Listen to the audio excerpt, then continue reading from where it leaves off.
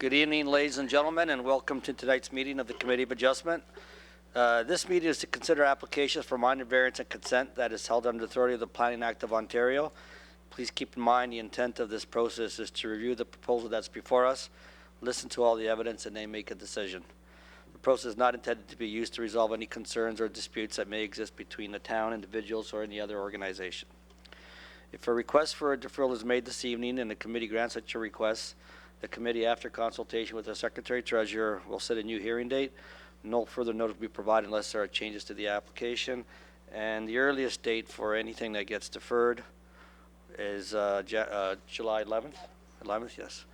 In order to conduct an effective and efficient hearing, we've adopted the following process. The owner or authorized agent will be given the opportunity, if so desired, to briefly explain to us the basis of the application and answer any questions that may arise out of the hearing.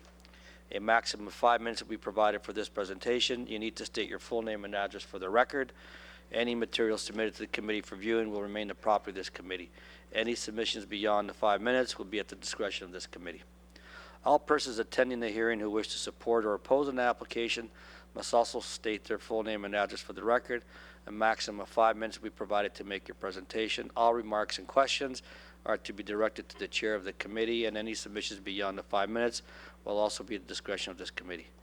If there are several speakers that share the same view, we ask that you select a spokesperson to represent the group's combined opinion. We want to hear all the views, however, covering the same points doesn't assist us. The owner or agent will then be provided further 5 minutes to respond to comments made by any interested parties and answer any questions for from the committee members.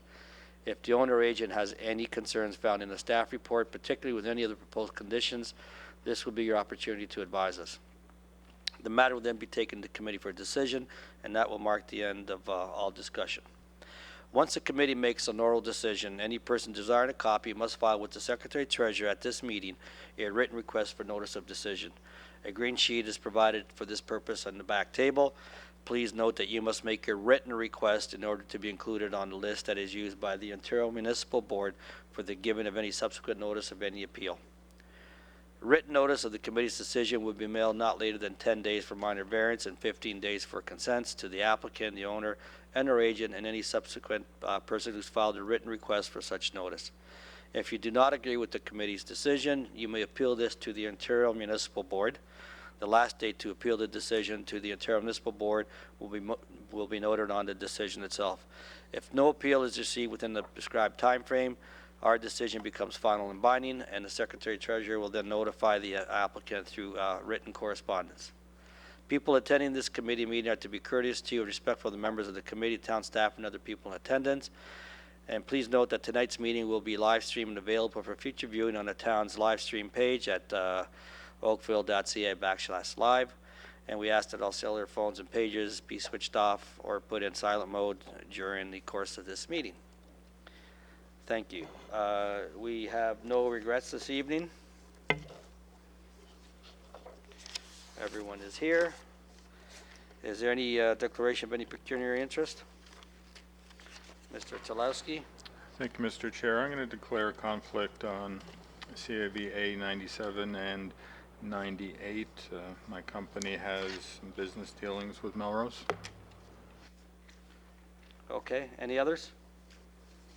Okay, I have a conflict on the last item, CAVA 78 2017. I work with the solicitor representing this matter, so I will be declaring a conflict, and I would ask Ms. McHale to chair the meeting at that point. Okay, thank you. Is there anyone here this evening that either requests a deferral or withdrawal of an application? Deferral or withdrawal? Thank you, Mr. Chair. I seek not a deferral, but rather some indulgence from the committee with respect to CAV 096 2017. I would like to request if it's possible to be deferred to the last item on the agenda. My client is unable to be here, we think, for that time, and may be here towards the end of the meeting, or at least be able to watch it online. So if it is possible to be accommodated. Well, let's just see. I just don't want to inconvenience anyone else that was here. Is anyone here that has an interest in the application CAV 96 2017 at 2126 Bridge Road? Okay. So why don't we do it this way? When we arrive at your item, And is your client proposing to attend? Through Mr. Chair, either attend or watch online. He's going to text me. He's in an evening meeting. When he finishes, he's going to text me. If he can make it here on time, he'll make it here on time. If not, he's going to watch it online.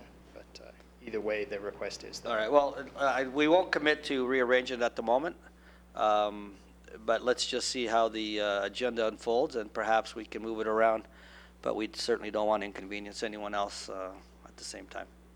Thank you, sir. Thank you. Okay, anyone else wishing to defer?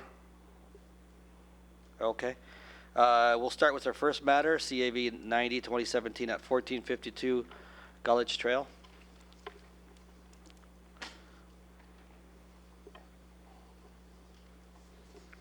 Thank you, Mr. Chairman. My name is Mark Guitar, and I live at 1452 Gulledge Trail. See if there's anyone here this evening that has an interest in the application CAV 90-2017 at 1452 Gulledge Trail. Okay, are you here in support or concern?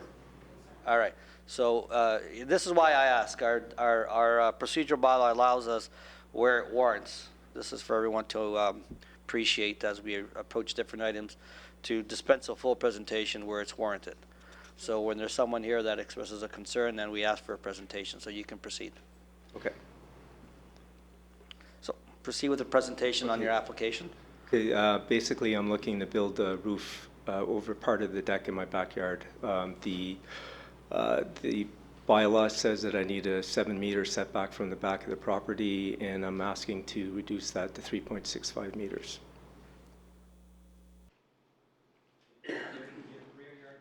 To roof it, I want to roof part of it, yes. part of it. Okay. Anything else you wish to add? No, just the backyard faces due south, so I'm having issues with shade, and that's our solution. It's the most aesthetically pleasing solution we can think of. Have any questions? See none? Okay, why don't you just have a seat nearby? Okay. And we'll ask the lady that raised her hand to approach.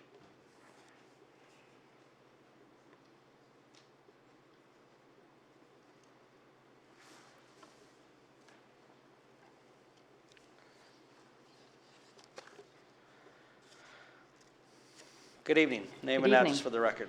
It's Kate Vanderberg, and I live at 1147 Forest Trail Place in Oakville.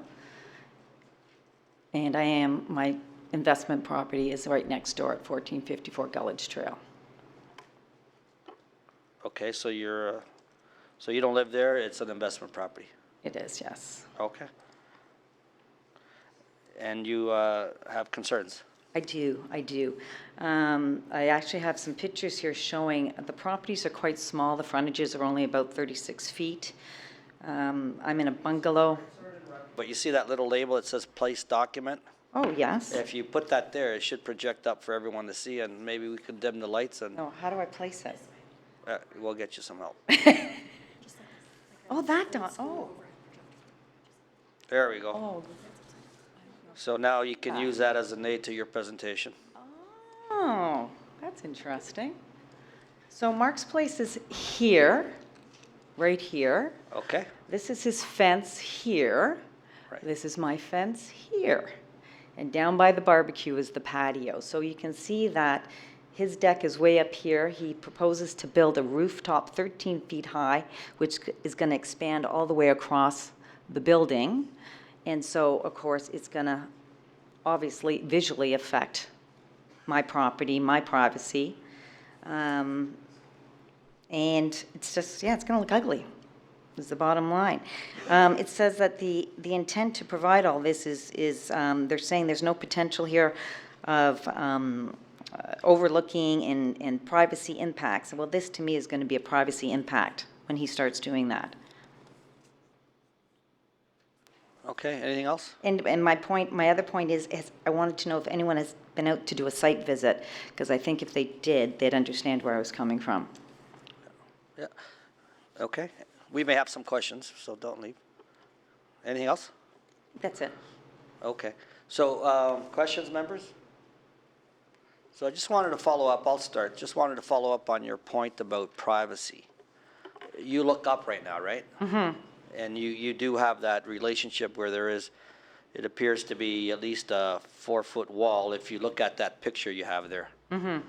And so to the extent that there's any loss of privacy, he's on, the deck is at a higher slope.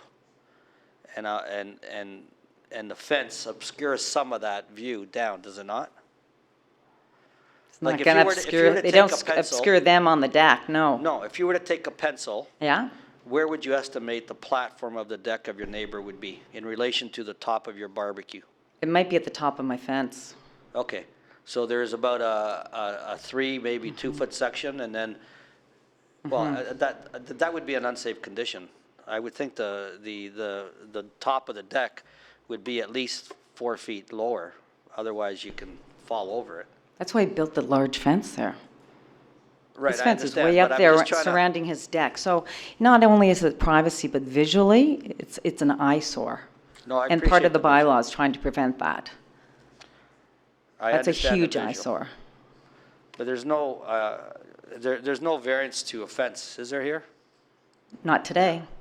Well, I don't think there was, or there is a I need have- for one. I haven't gone that route yet. So that height of the fence is presumably meets the requirements of the bylaw. I'm going to assume it does for now, but you cannot argue that that is not an eyesore and probably shouldn't have been allowed in the first place, but it has been, but it's an eyesore. Now, I'm just trying to address your point of, Well, I'll go another route then it's eyesore know, over privacy, but it's still, okay. they're going to be out there more. It's creating a second room out there, so it's expanding his living space on these Okay. very small postage-sized stamp properties. And then I can get into market value. That is going to affect my market value of that property. Anything like that, 8 out of 10 people would walk away and not buy my house because of that. So it's going to affect me financially as well. Yeah. As my tenant, he's very unhappy right now and wants to leave because of it. So that's affecting me. okay, well, we can't deal with finances. No, I know, but I'm just pointing out, it's an eyesore, That's a point in time. Perhaps in 10 years it'd be different. possibly. Okay. So, any questions? See none. Okay, we'll take this matter to committee unless there's anything that you want to follow up, sir. Okay, thank you, Ms. Vanderburg. Vanderberg.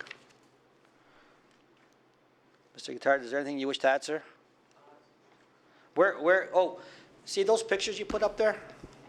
Yeah, we need them, but can you put them back? Oh, before I go jump back to you, is there anyone else here that has an interest in application CAV 90, 2017 at 1452 Galera? You do? Okay, so just have a moment there. Let's get the full picture before we allow you to respond.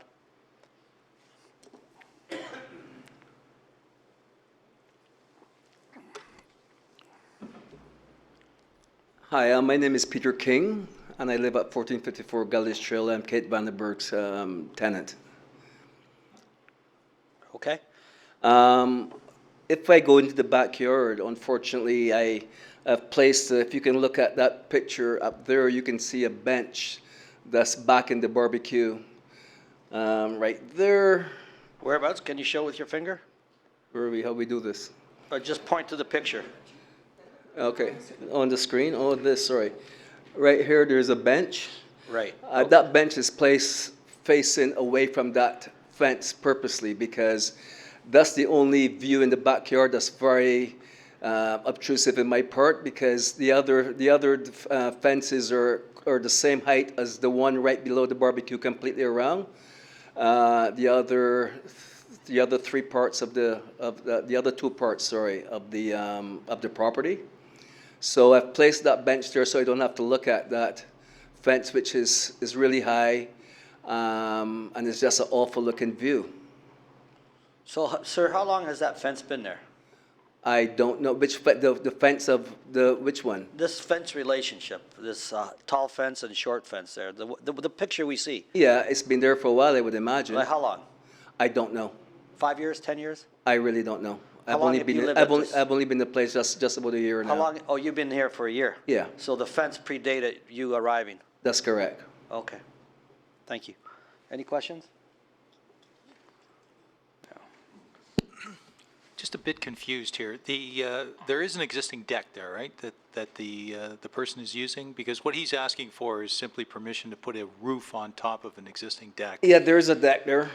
A lot of this focus seems to be on the fence, but moving beyond the fence, can you tell me, you didn't really talk to the roof itself.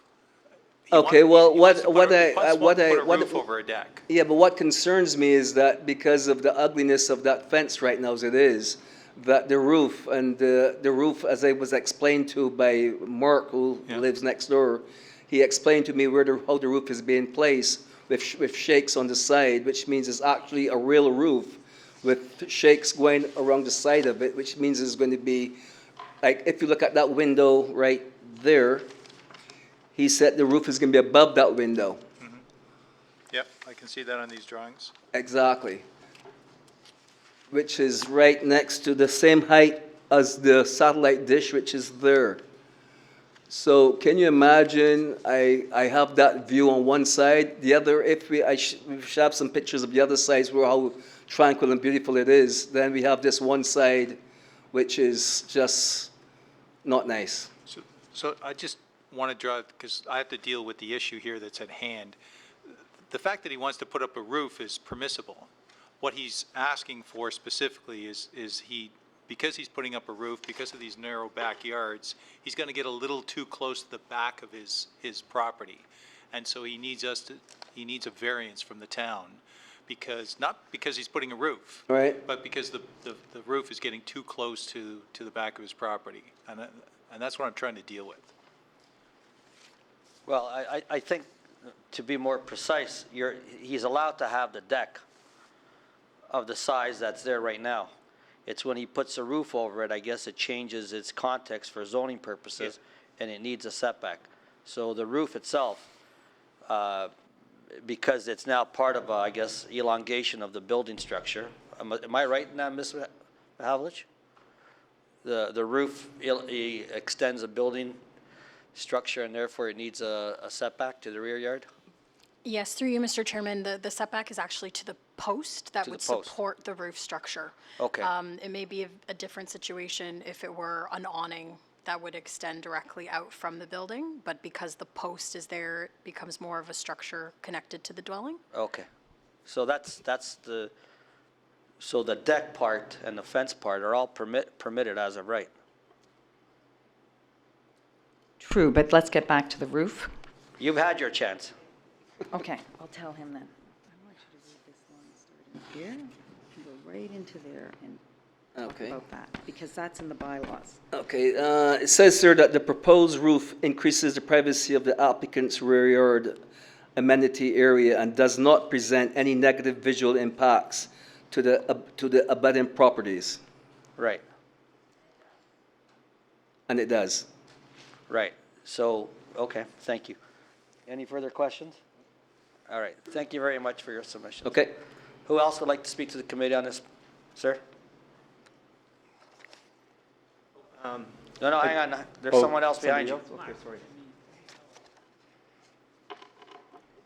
sorry. Good evening. My name is Javier Rosales, and I live in 1442 Goldledge Trail, which is about 4 houses on the left side of Mr. Mark.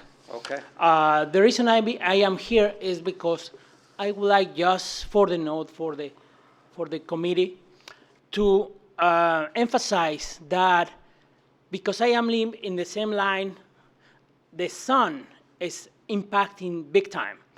One of the reasons I purchased my property was because the sun is coming directly towards the back of my house. It's at very huge amount of light coming through, and sometimes the light is so heavy. Therefore, I asked previously to the officer here if I can extend my line, and he indicated to me that I am 2 or 3 meters allowed to build the roof. No more than that, because the line do not permit. However, the only emphasis that I would like to emphasize is that the sunlight is very harsh in this portion of our houses. That's it. Thank you. thank you. Anyone else? Sir, we didn't catch your name, or the correct spelling of your name. If you can repeat it for us again. King, K-I-N-G. Oh, okay, thank you, Mr. King. Okay, no one else, sir? You're welcome to come back now. Yeah, I just wanted to know if had any clarifying questions about the deck. That's not a fence, by the way. It's a privacy barrier around the deck, and the deck was fully permitted and inspected 3 times. So, Right, so I'm can just you, looking to build the roof. can you show us with your finger approximately where the top of the deck is? The top of the deck, or the bottom of the deck, where we stand Well, would be... not can you the s- bottom, Oh, the top of the deck. the very top of the deck where I stand Yes, would be about right here. It's 2 feet off the ground. 2 feet off the ground, and then if you stand up, If I stand up and I... where would your eyes take you? Where would the... would take me to the lattice. And the lattice is there because you're not allowed to have a Right. solid, so I had to do the coverage there. Okay, so is there any overlook conditions right now? There are overlook conditions, is one of the reasons Is there why we put overlook this up. conditions down there through I the would- lattice? I would have to put my nose right up to the lattice and Okay. angle my head so I could see down. And how long has that been there? 3 years. The fence and the deck has been there for 2 years? Yeah, 3, I think it's our 3rd summer. Okay. Any questions, members? Anything else you wish to add, sir? No, that's it. Okay, thank you. We'll take this matter to committee.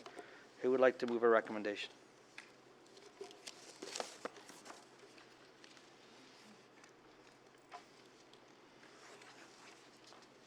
Mr. Tilowski, thank you. Thank you, Mr. Chair. I am going to move that this application be approved as applied for, finding that it meets the 4 tests of the Planning Act. Mr. Chair, I'll also note that there was local opposition, but for me, I wasn't swayed by their presentations. The focus seemed to be first on privacy, but that will be from an existing deck that's not before us. Secondly, because of what's deemed to be an unsightly fence or barrier on the deck, which again isn't before us, and only after the committee questioned those aspects did the concerns seem to appear with respect to the variance that's in front of us. So having said that, Mr. Chair, again, I'm going to move the application be approved as applied for with the conditions that development proceed in the general accordance with the drawings permitted and that a permit issue within 2 years. Thank you, Mr. Tilowski. Any discussion or recommendations? Seeing none, all those in support? Anyone opposed? Okay. Mr. Mark Charlebois opposes. All right, we'll proceed. That's been approved. We'll proceed to application CAVA 92-2017 at 73 Brentwood Road. Good evening, sir.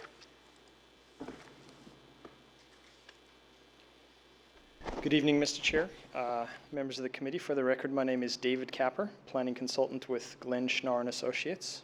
Our municipal address is 10 Kingsbridge Garden Circle, Mississauga, Ontario, L5R 5K6.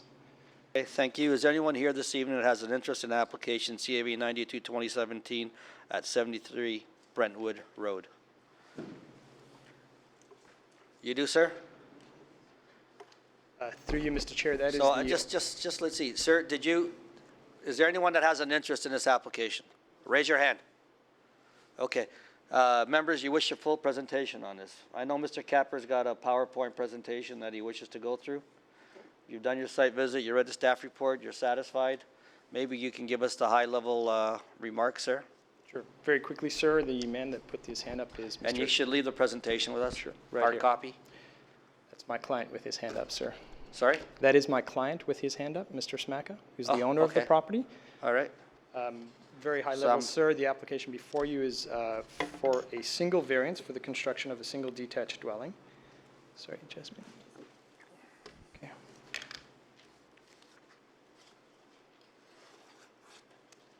And the variance seeks an increase in the maximum permissible residential floor area.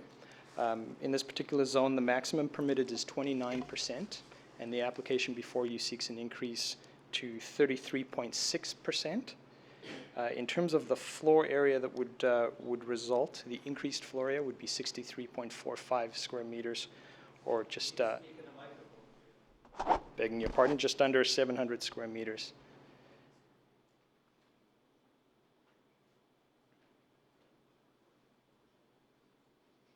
Through Mr. Chair, if I could just very quickly run the members of the committee through the site plan. The dwelling is sited so that it corresponds with the front yard setbacks for both of the adjacent dwellings.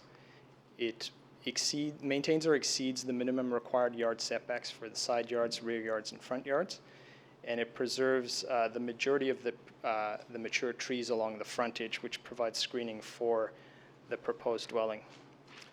In terms of the architectural design of the building, it's very in keeping with the character of the neighborhood, and certainly this is noted in the staff comments.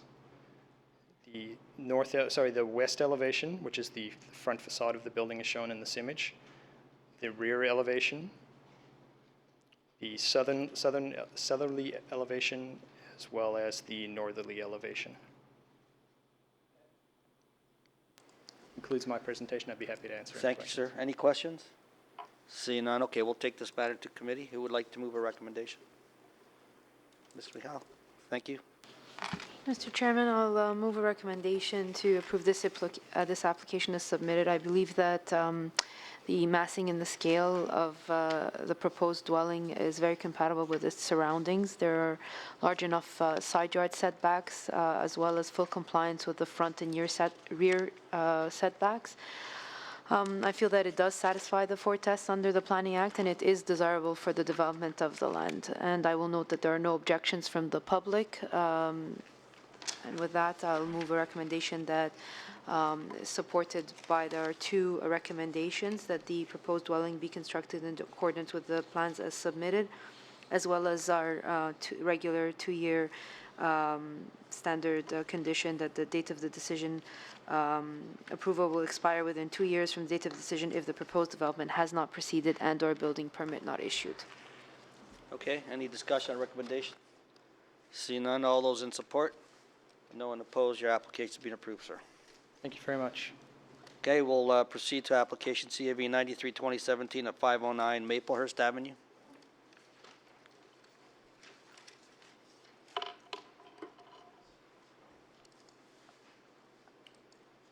Good evening, Mr. Chair. My name is Craig Espostia. I'm with John Wilmot Architect, and we're the applicant, or the agent, sorry, for the applicant this evening. Okay, thank you. Again, we'll poll to see if there's anyone here this evening that has an interest in the application CAV 93-2017, 509 Maplehurst Avenue. Members, again, I'm in your hands. You've done your site visit, read the staff report. Any items of clarification? Is there any questions or anything you wish to add to the application? No, nothing. Okay. Seems to be straightforward. Who would like to move a recommendation? Mr. Hardcastle, thank you. Mr. Chairman, having reviewed the materials and undertaken a site visit reviewed the staff report on this, I'm satisfied that the requested variance, singular variance, I should say, conforms to the four tests of the Act. I'll put forward a motion of approval subject to two conditions. The first being that the proposed dwelling be constructed in general accordance with the plans dated May 4th, 2017, as submitted, and the second being that the approval will expire within 2 years. I would also note that there are no members of the public present voicing any concerns with respect to this matter. Thank you. Any discussion or recommendation? Seeing none, all those in support? No one opposed, your application will be approved, sir. Thank you. Okay, we'll proceed to application CAV 94-2017 at 374 Burton Road. Good evening, sir. Name and address for the record. Rob Kent, 374 Burton Road. Okay. Again, I'll just give you the high level. Well, let's just see first if there's anyone here that has an interest in application CAV 94-2017 at 374 Burton Road. Okay, so you can give us the high level, sir? Yeah, we just bought a small bungalow on a large lot where most of the lots, or most of the houses there are all being knocked down, large ones, but this one, because the creek goes through the back there, you can't do much because of conservation. But we that's all we wanted anyway, so we're just renovating this small bungalow and adding a small addition and a garage. But the way the house is situated on the lot, you can't put the garage beside the house on either side, and because of conservation, you can't put it in the back, so we're putting it in the front, which is consistent with a couple of the other renovated bungalows right next door. And it projects out about a meter or so further than is allowed. There's actually two variances. It projects out a little bit too far from the front of the house, and then sticks out too far from the front of the road, or from the setback from the road. So both ways, it's a little bit over, but that's about it. Thank you. Any questions of Mr. Kent? See none. Thank you, sir. We'll take this matter to committee. Who would like to move a recommendation? Mr. Mark Charlevoix. Yes, Mr. Chair. Having conducted my site visit and read the staff report as well as listened to the presentation here, and noting that there's no one from the public raising any objections, I find that this particular variance makes a lot of sense, and it does meet the four tests under the Planning Act. I'm going to put forward a motion that it be approved, subject to two conditions: that the proposed garage additions and front covered porch be constructed in general accordance with the plans dated April 24th, 2017 as submitted, and subject further to the condition that the approval will expire 2 years from the date of this decision if the proposed development does not proceed and or a building permit is not issued. Okay, thank you for that. Discussion recommendation? See none. All those in support? No one opposed. Your application being approved, sir. Thank you. Okay, we're going to hold down CAV 96-2017 at 2126 Bridge Road. I think the agent and the one objector are out in the hallway speaking, so we'll proceed with the one that Mr. Tulowski has a conflict on CAV 97-2017, 136 Allen Street. So the agent owner come forward, please. Good evening, Mr. Chairman. Good evening, sir. Name and Members of address the for the record. It's Russ Cheeseman, and I'm the solicitor for the applicants in this matter. The first is Melrose Properties, Inc., and the second is Melrose Investments, Inc. Okay, thank you, sir. Is there anyone here that has an interest in application CAV 97-2017 at 136 Allen Road? Okay. So you're, I don't think we have many questions, but you're going to have to help us with the condition. Okay. And I think the way it's worded, you've probably read the staff report. Right? So maybe a little history would help us, but right, the condition is the applicant entered to Section 37 agreement. Right. Or maybe it's to re-enter it into or to amend it, I don't know what it is, to provide a minimum of 20 parking spaces at 300 Randall Street for all the land subject to this special provision on terms satisfactory to council or its delegates. So, right. so help us with that. Okay, the history of this is this property at 132, 136, this property at 132, 136 Allen was the subject of an application for 11 stories. And, you know, through the push and pull, there was a settlement that was reached. And part of the settlement was that these lands would be built maximum of 4 stories with the opportunity to bump it up for 2 stories. The staff report is incorrect insofar as it says that they were to be residential. This is in the CBD area. So the building can be residential, it can be commercial, or it can be a mixture of the two, and that hasn't been determined yet. In exchange for those 2 stories, there was to be a parking lot provided as part of the Randall project, which is now under construction. And a Section 37 agreement had to be entered into. Section 37 agreement was entered into. The lease that's referred to here in the bonusing provision was entered into. So it exists. The parking lot's not even operative yet because it hasn't been fully constructed.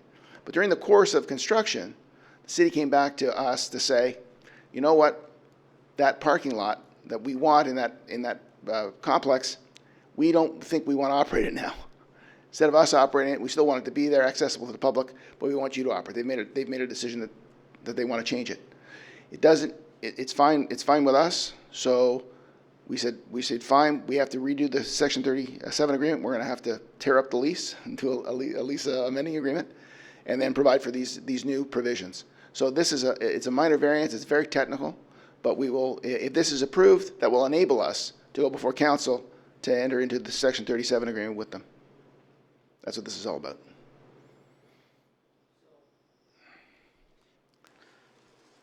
So, do you have a copy of Special Provision 304? I do. Do you want to flash it up there? Sure. Okay, so this is 304. Right. And 15.304.2A says you got to provide to the town for a period of 99 years. Right. 20 motor vehicle parking spaces be located on the properties known as all that. Right, which is now just 300 Randall. So it's been renumbered. Okay, so at 300 Randall. Right. For the purpose of town-operated parking lot. So the town wanted to operate sort of like, a green commercial P. parking lot. A green P for 20 Right, spaces. exactly. Okay, so now that's not satisfactory, and they want to provide those 300 parking spots. No, the 20 parking spots. 20, yeah. Right. 20 parking spots Okay. on 300 Randall Street. It's the same parking lot, same stalls. The only difference is Melrose is going to operate it rather than the town. So why do you need a Section 37 agreement? Because this is a condition, you'll see the way the bylaw's set up, this is a bonusing provision. Yes. Under 15.304.2. So I need to amend the bonusing provision to this so it can be reflected in an amending Section 37 agreement so that it's all tied up in a nice bow when we come along and eventually apply for a building permit at 132 and 136, which we don't know when that will occur. It's all tied up nicely, everything's in place. So it's And the away we same go. 20 spots, instead Same of as- being municipally run, Yeah. it's going to be privately run. Right. So you have to change the terms of public to privately operated and maintained for the same purpose and intent. Right. So it's not it's an amendment to the existing agreement. Exactly. And it's It's a an amendment variance to the because bonusing clause so then we can enter into a new Section 37 agreement, because there is a Section 37 agreement already in existence. Okay. All right. So, and it's a variance because the bonusing provisions are part of the Special Provision 304. Right. Got ya. That's the way it works. Did I miss anything, Mr. Hardcastle? Do you have any questions, sir?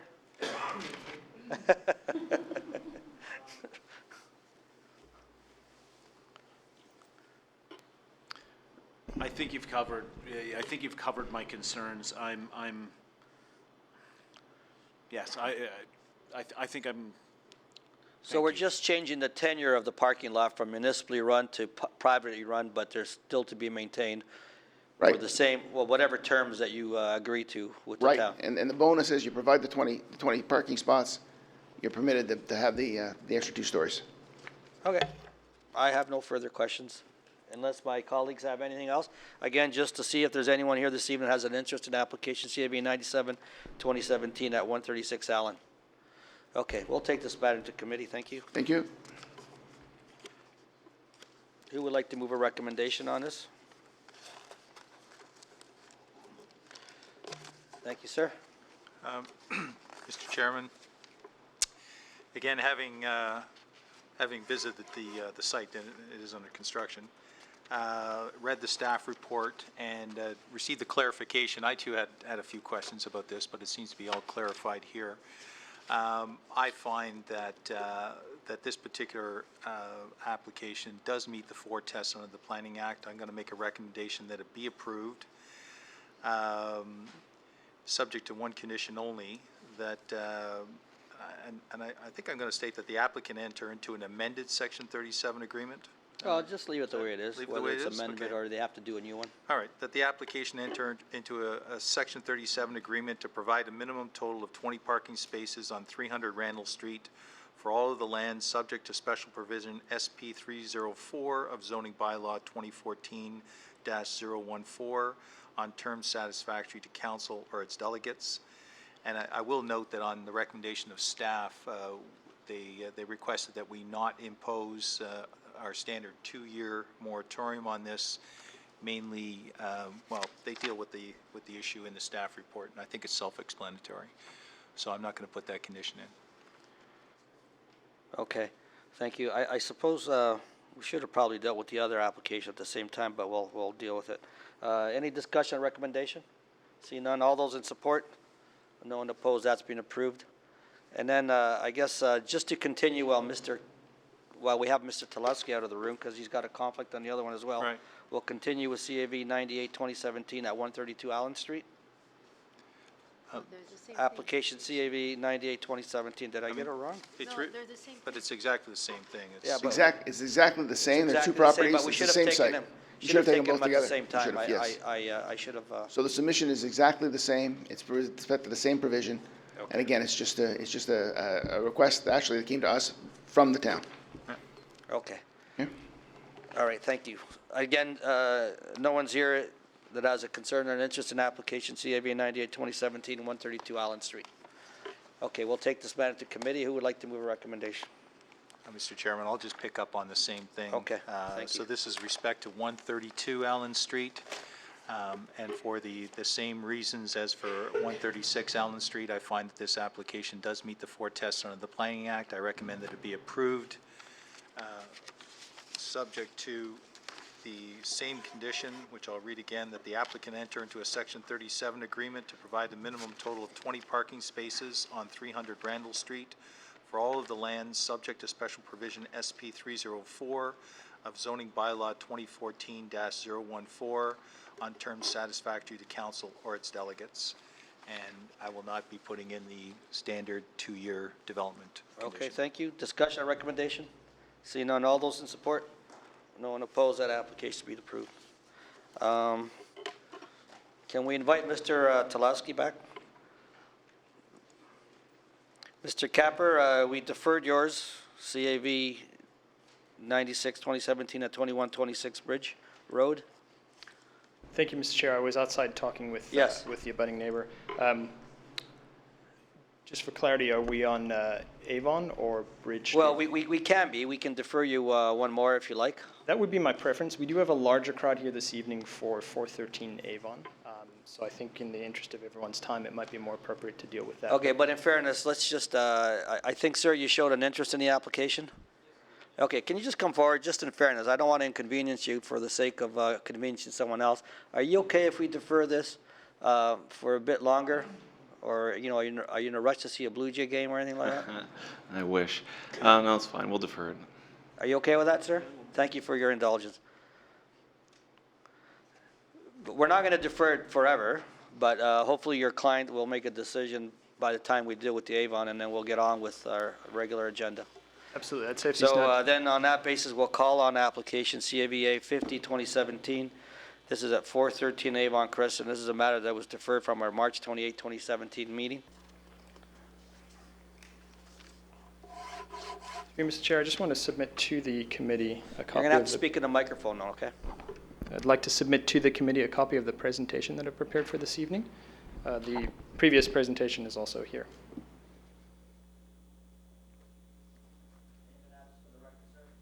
Thank you, Mr. Chair. My name is David Capper, planning consultant with Glenn Schnarr and Associates. For the record, our address is 10 Kingsbridge Garden Circle, Suite 700, Mississauga, Ontario, L5R 3K6. Okay, you indicated there's a group of people. Let me just ask who is here tonight that has an interest in the application CAV 50-2017 at 413 Avon Crescent. Okay. So you would have to go through your presentation, sir. Thank you, Mr. Chair. Through you, Mr. Chair, the property at 413 Avon Crescent is located on the east side of Avon Crescent, just north of Amber Crescent. It's more or less mid-block on the east side of Avon Crescent. The area is predominantly single detached dwellings of a 1.5 story and 2-story nature. And there's been numerous infill applications that have occurred that have resulted in new dwelling construction. There is a mix of older and newer homes generally that prevails through the area. In terms of the variances that are being requested this evening, there are 6 variances, 5 of which were applied for by us, 1 of which has been added by the town, and that's the first variance. I'd like to go through the variances in order with the exception of dealing with that first variance last.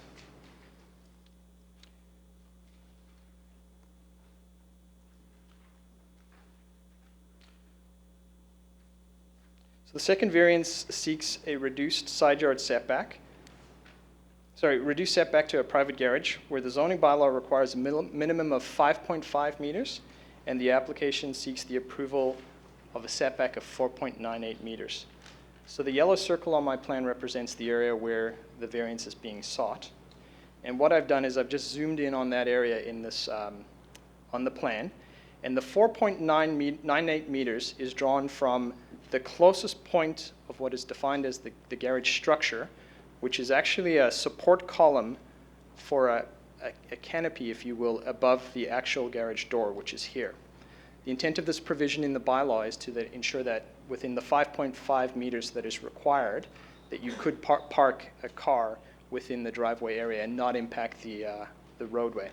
So what I have highlighted here in yellow is the distance from the property line along the driveway to the actual garage face. So for the northerlymost garage door and driveway, we have 6.37 meters at its shortest distance from the property line to the garage face. And then for the southerly one, we have 6.05 from the property line to the garage face. The 4.9 variance is a technical variance that is required from this point here to this column here. And that is the closest point where the structure actually abuts the property line. Questions go along the way. So the columns project out and they have a roof over it, but they're not part of the garage. That's correct. They don't house it's one of these projecting columns in the garage. That's Okay. correct, sir. There's about I believe it's 0.83 of a meter. Okay, gotcha. Between the garage face and the westerly side face of that column. Okay. So the third variance seeks the approval of a reduced northerly side yard setback. The zoning bylaw requires a setback of 2.4 meters, and the application requests the approval of a setback of 1.81 meters. Again, just a zoomed-in area of that northerly side yard. The variance for 1.8 meters is at its closest at this rear pinch point. As you can see, there's a sort of a jut in the side yard setback. 2/3 of the side yard setback for this building is actually 2.45 meters. And it's at this pinch point here where it's reduced to 1.8 meters. With respect to the fourth variance seeks an increase in the lot coverage from the maximum that's permitted in this zone. The subject property does have a split zone whereby this green line here, everything to the east of that green line falls within a natural area zone, and everything to the west of that falls within the RL2 zone. The new zoning bylaw provisions for 2014-14 require that the natural area is excluded from the coverage calculation, and in doing that, it creates the lot area. There's a corresponding reduction in lot area, so that the lot area becomes 900 square meters. And thus, there's an increase being sought of 1.43%, or a total of 12.87 square meters for increase in coverage. On the balance, the lot of the whole complies with the zoning requirement for coverage, but the fact that this natural area is excluded creates the need for the variance. Does that tie into variance 1? From my opinion, sir, Okay, maybe you're reserving No. on that. Your comment later. Okay. Yeah. Yeah. with respect to the fourth variance, seeks a decrease to the front yard setback. And the decrease, in the design of the building, there are two porch projections, the closest of which is measured to 4.68 meters. And again, just zooming in here, as you'll see, this red dashed line, which is shown here, represents the main facade of the dwelling. And as you can see on this drawing, as highlighted here in yellow, the setback is 6.06 meters to the main facade of the dwelling. The required front yard setback is 8.12 meters. We do have a request for a variance for 4.68 meters, but that is to address the fact that the front porch projects into that required yard. The majority of the building is set back, and the main facade of the building is set back at 6.06 meters. And the final variance seeks an increase for an increase in building height. The maximum permitted under the bylaw is 9 meters, and the proposed building height is 9.3 meters. So the increase seeks a 30 centimeter reduction, increase in the building height. And the dashed red line at the top of this image illustrates that portion of the building that does not comply with the height restriction. My submission to the committee is that if you were standing at the street edge looking at this building, you would not appreciate the increase of 30 centimeters to this house. Okay, we're going to extend the time a bit for you so you can finish off with variance number 1. Thank you, sir. So this variance was not included in our application. This variance has been added by the town of Oakville at the last minute to our application. My client and myself do not agree with the need for this variance. However, we're stuck in the position that if we do not apply for this variance and do not include it in our application, we can't pull a building permit.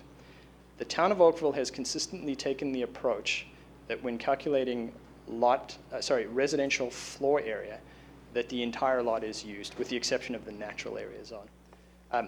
The town has now taken the position that, based on the lot area definition in the bylaw, the residential floor area definition, that all lands below the top of bank, which is identified on this blue line, are to be excluded from the lot area, the residential floor area calculation.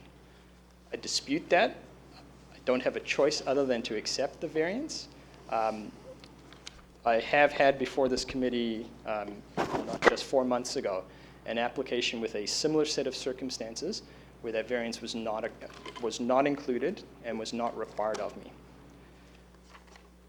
So, although I think it's fair to defer to staff in terms of an interpretation as to why that variance is required, the position that the town is taking is that, and if I may ask our friends, actually I have it.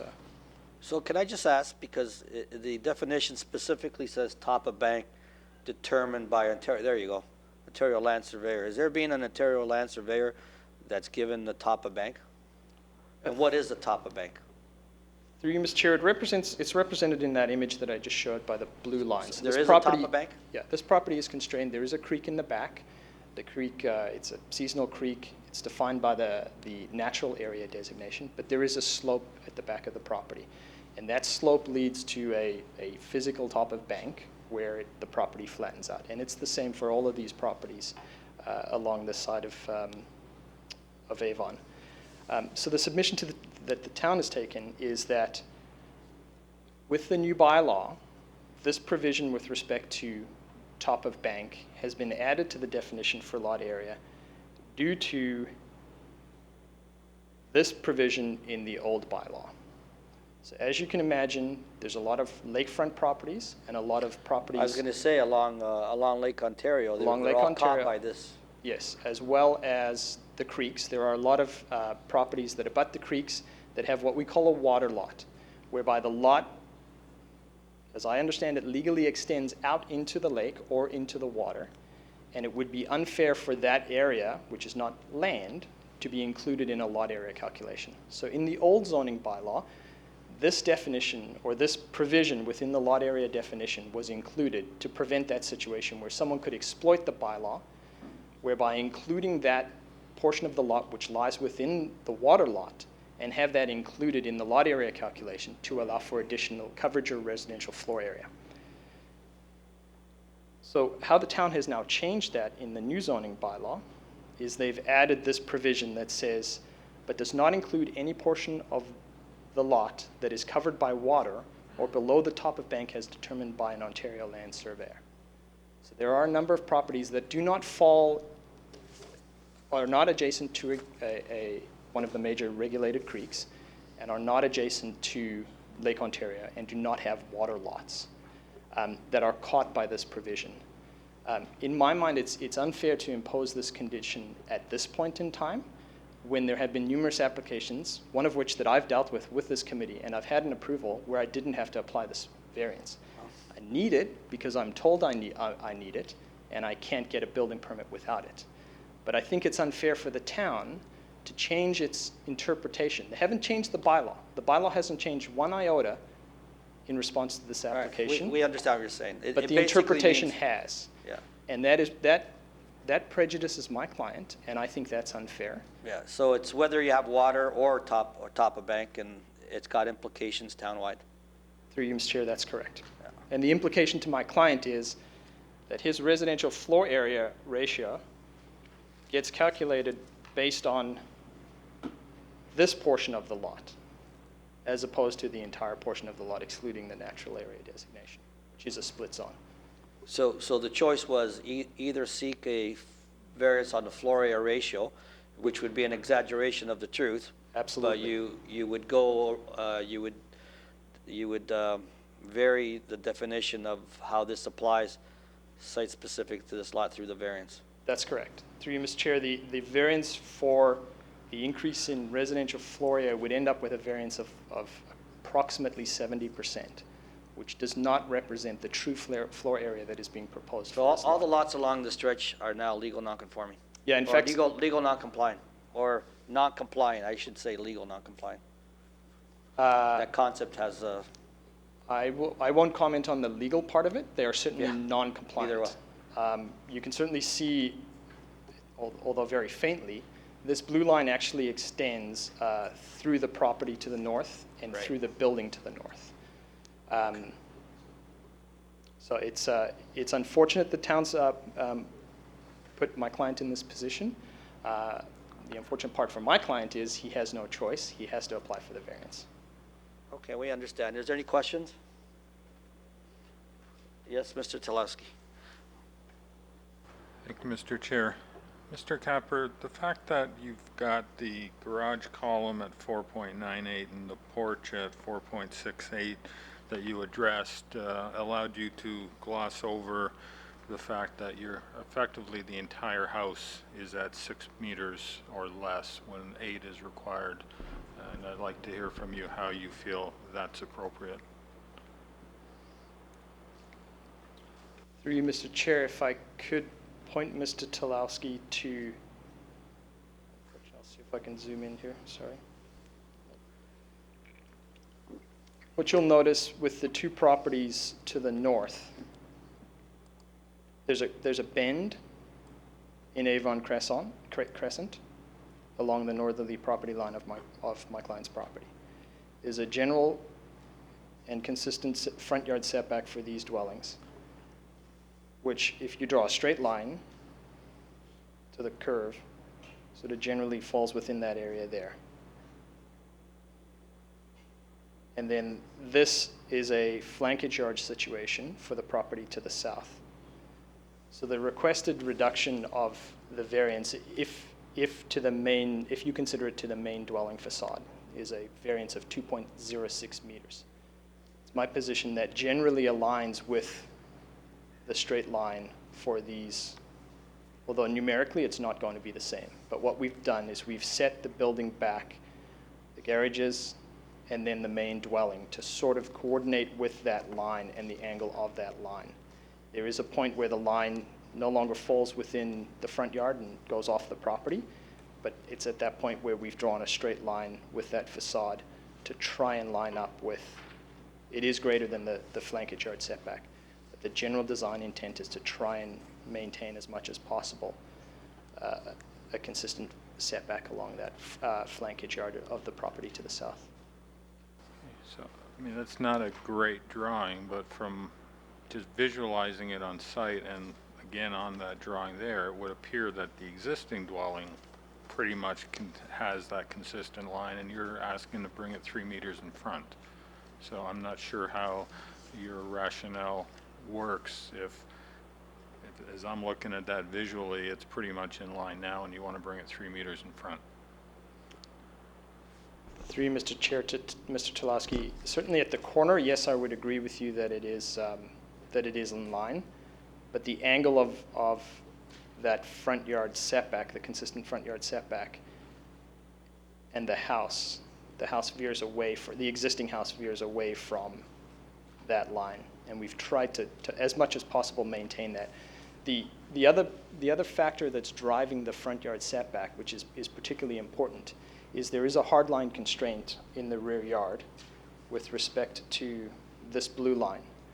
That is the maximum extent at which the property can be developed and be permitted by Conservation Halton. So this proposed design has been permitted by Conservation Halton, and that line, that blue line, represents the maximum extent that the building could be pushed into the rear yard without encroaching into the rear yard regulated area within the rear yard. So the constraint with respect to the front yard setback, although my client would very much like to provide a greater setback, this blue line is a hard line, and it has the effect of squeezing the ultimate width or depth of the dwelling. And in order to achieve a reasonable dwelling depth, the only option available to us is to seek a reduced front yard setback. Any further questions? Just one more supplemental. I appreciate where the flood line is, top of bank. Can you not move the building back any further? Do you have a setback from that blue line that's forcing the building where it is now? The blue line is the blue line. That is as far as we can go. Right. But your house isn't touching the blue line. Through you, Mr. Chair, Mr. Solosky, that's correct. There is a rear yard deck. Because there is a slope at that blue line, I wouldn't say it's a significant slope. It's a slope. Pushing the building to the blue line provides no rear yard amenity area that you could access from the building, because you would essentially, if you had a back door, you'd walk out the back door and down a slope. So the setback between the blue line and the building accommodates a rear yard deck as a private amenity area. Thank you. Just quick, because this was a matter that was deferred, can you just tell us, so we can have it in our heads, the changes that were made between the original and this?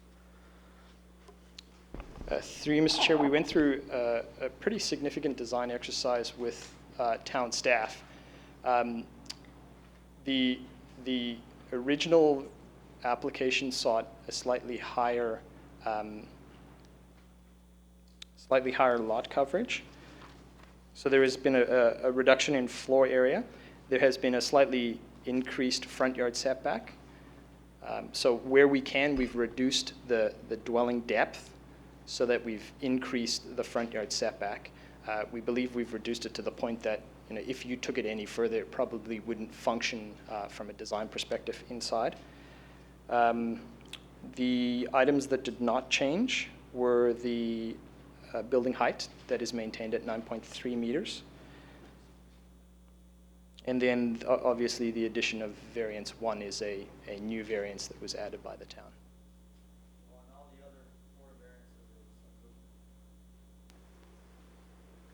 Front yard setback, yes. I believe there was an increase of ever so slightly of the side yard setback, but I believe it was to the south and not to the north, or the building was shifted slightly to the north, so that it increased the distance and the degree of separation of the building, the southerly facade of the building from the southerly property line. Okay, thank you. Any further questions? Okay, sir, don't go too far. We'll invite you back. There was a show of hands. Who would like to be the first to speak to this matter? Okay. You're welcome to come down in whatever order you've decided is appropriate. I'm Nora Fulcher, and I live at 420 Avon Crescent, directly across the street from 413 Avon. For over 30 years, my husband Dan and I have lived there. Our house is a 3-bedroom bungalow built in the 1950s, the same vintage as the current home at 413 Avon. We love our home and plan to stay there as long as possible. Our quiet street is lined by homes that are set back nicely from the street with decent space between the homes and an abundance of mature trees. We're objecting to the variances for 413 Avon because they are not in keeping with the existing streetscape, and if granted, would degrade what attracts people to the area in the first place. Our biggest concern is the variance to permit a minimum front yard of 4.68 meters instead of the required 8.12 meters. All the homes on our street and in our neighborhood have ample front yards. For example, our front yard is 11.07 meters.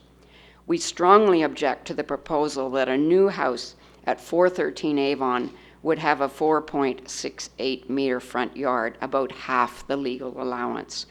That would significantly compromise the visual appeal of our street. We understand that there are building restrictions at this property because of the creek and the floodplain at the back of the property. But these restrictions should be no surprise to the new owner and certainly no justification for the requested variances.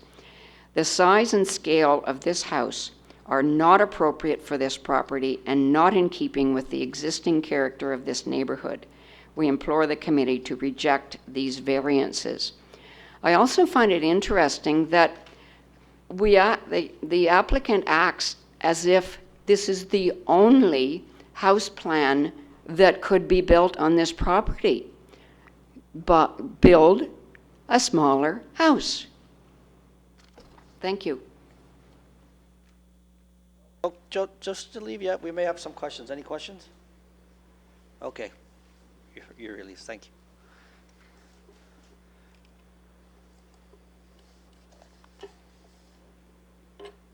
Yes, sir. Name and address for the record. Tom Leeper, 419 Avon Crescent. I do have an image on my iPhone. I'm not sure if it'll pick it up. Oh, that's now ours. We encourage you. Is that an iPhone 7? It is. Yeah, put it up. It's here. Yeah. I'm just on a delay. You know where? There you go. We'll get back into position. Well, we'll turn it around so everyone can see it. Anyway, this is in support of our property at 419. In 2004, we were in front of the Committee of Adjustment, and we sought 3 variances for our property. It went into sleep mode. Oh boy, there we go. I'll come back to it because that's probably not germane to the opening. So in 2004, we were in front of the Committee of Adjustment, seeking 3 variances to allow us to build a single-car garage onto our property. This section of Avon is highly irregular in its shape. It is not a straight line. And so we had to go through significant drawings and significant designs to get it to fit, and we did receive 3 variances in 2004. At the time, we were fully compliant with the Conservation Authority. We were fully compliant with height restrictions. We were fully compliant with the bylaw surrounding floor area ratio. And I'd like to stress that because our lot, I know there's been some discussion around top of bank and the blue line that runs across through our property. We went through this in detail with the Conservation Authority in that our property slopes differently from the proposed property build. And you can see the flood waters very recently where when we get a flood, the whole area does fill up. But on this property, the water will go right to the bottom of the final slope. On our property, it does the same, but we have a much longer run out to create a different top of bank measurement so that our ratio was compliant. Yeah, you got a greater spill area because Correct. of. That's right. So I would challenge the argument that we're not compliant with bylaws. I believe our home is and was at the time of our application in 2004. No, I guess, sorry, that comment, maybe I made that to correct it. It seems to have been an emergent interpretation that Right. if you were to apply that exclusion of lot area for calculation, it could be that others don't comply with that standard today. And we were not, and we are not. No, but it's different. The Conservation Authority and Right. zoning are different. Understood, but when you're doing the lot measurement and you've got this natural land in this application, Right. which changes that ratio. Right. Which by the first variance in this application is seeking to remove the bylaw for the build of this property. That's my understanding. I'm just a layperson. I guess that's a good summary, yeah. Right? So Again, in history, 2004, as a taxpayer, as a resident of this location, we complied with all regulations, all bylaws. And in fact, on a second application for an addition, we were restricted on our build out, and we were told by conservation we could only extend our kitchen so far. We complied. So the point of it is we were highly compliant, respectful of the look and feel of our street. We met with all of our neighbors. None of them attended this meeting with no concern. So as with Nora's comments, we do object to the elimination of the bylaw. It's seemingly arbitrary. We're moving the goalposts here to make an adjustment to a property. The front yard setback has been discussed at 4.68 meters. We did receive a variance of 7.034 meters. I have my drawings. And in speaking with the applicant, we were okay with that type of a setback. The garage setback at 4.98 on this application. Again, we are at a 7.034 meter setback with our garage. We felt that that was a suitable line, and then that would work. And again, remember, this street zigzags. You can't just draw a straight line. In geometry, you have to run a parallel line, you have to start with one line and run parallel to that line. You can't put a straight line and have an equidistant setback. So we would ask the committee to take a look at that. And finally, the proximity to our house at the side at 1.81 meters. We did receive a variance in 2004 for a setback that puts us very close. This 1.8 meter setback, by moving the house further north, we're concerned that that gets us a little too close, especially with a deck being built on the back and the potential challenges with privacy on the lot. So in summary, we went through due process. We feel that our lot is not comparable in the measurement of lot percentage, and the streetscape will change fundamentally with this 4.68 meter setback. And we would ask that you reject the application at this point. Okay, thank you. So your variance was in 2004? That's right. So it predated this new bylaw and new definition? Yes. Yeah, that was my comment earlier. Right. If you were to apply that exclusion that this applicant's been required to apply, and Right. assuming the blue line that you saw, Yeah. more or less projects northwards to yours, your property is deeper, Yes. right? But that line is just as close. So Sure. probably 3/4 of your lot would not be included in the definition of lot. We have a larger frontage as well. No, I know, but if you, unfortunately, this is not up, is it? Yeah, so this is not up, but effectively, if that same zoning standard was to apply to you today, I'd say about 2/3 of your lot would not be included in the definition, and you would be either required to seek, if you were to do a new construction like this. Right. This is hypothetical, but I just wanted to explain Right. that there's a difference between the old and the new bylaw, as we heard. That's You- right, but we You had- too would have required a variance to build what you built. Our home was an existing structure, almost identical to the applicant's structure. We would have been able to build up consistent with what is there today. We would have built a 2,500 square foot home. Well, I just pulled up, I asked our Secretary Treasurer to pull up your Committee of Adjustment decision, and that top of bank is clearly marked.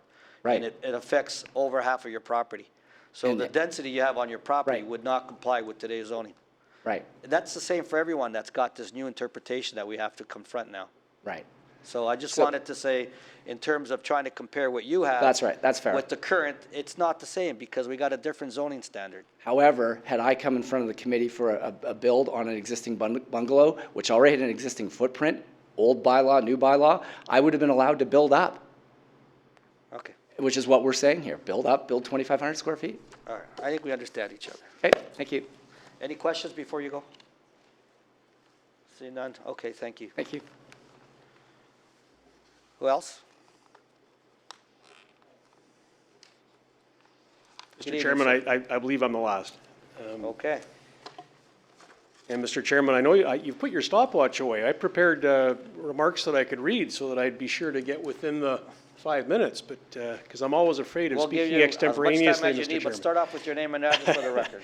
My name's Tim Hyde, Hyde, and I live at 1350 Amber Crescent, which is the street which is at the bottom of Avon Crescent.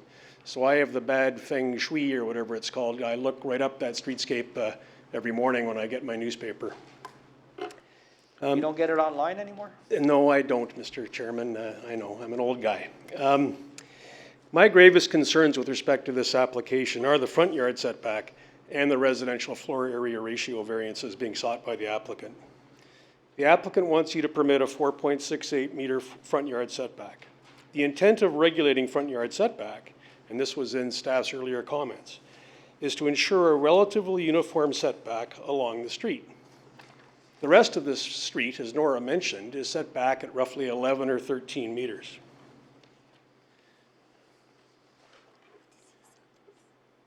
As you know, any variance must maintain the general intent and purpose of the official plan. A 4.68 meter front yard setback is in no way compatible with the setbacks, orientation, and separation distances in the neighborhood. I submit the permitting of 4.68 meter front yard setback when the established streetscape, including the side yard of the abutting corner lot, is set back 11 to 13 meters, is patently too large. But let's talk about impact. In his presentation, the applicant's agent showed you a straight line. The line ignores that Avon Crescent curves.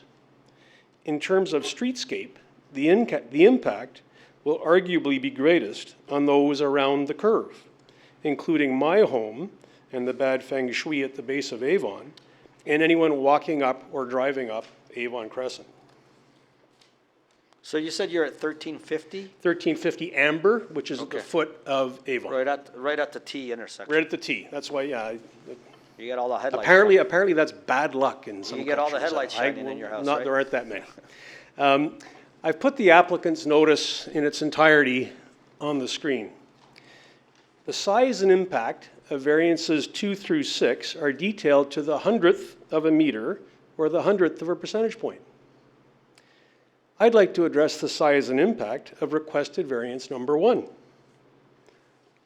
It'd be easier if I knew what they were. Yeah, I know. This caught us by surprise as well. Each of you can do the calculation. Staff could have done the calculation.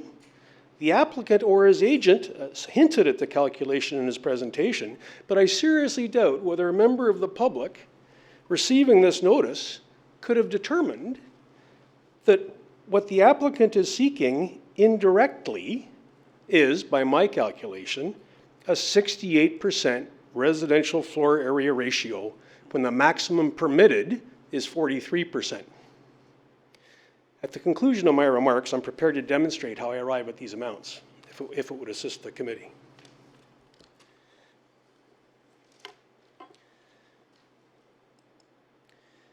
For the majority in DeGasperis. Because we can't see this. Sorry, Mr. Chairman. No, there's someone in the back that's going to zoom it out for us because I think we're missing some of your. Okay, I'll slide it. There you go. It's the highlighted parts I need the most. For the majority in DeGasperis, Matt Lowe J. wrote, a variance can, in certain circumstances, be patently too large to qualify as minor, even if it likely will have no impact whatsoever on anyone or anything. I submit the applicant, and I've heard for the first time tonight, along with the town, is asking you to amend the bylaw out of a very well-founded concern that your committee would consider going from a 43% to a 68% residential floor area ratio patently too large to qualify as minor. One of the 4 tests is that the variance maintain the general intent and purpose of the zoning bylaw. You're being asked to rewrite the zoning bylaw. You're being asked to rewrite the zoning bylaw and give the definition of lot area an entirely new meaning. The applicant wants us to pretend, and I guess town staff want us to pretend as well, that the highlighted bit, excluding the area below the surveyor's top of bank, the intent and purpose of which to me is perfectly clear, they want us to pretend those words just aren't there.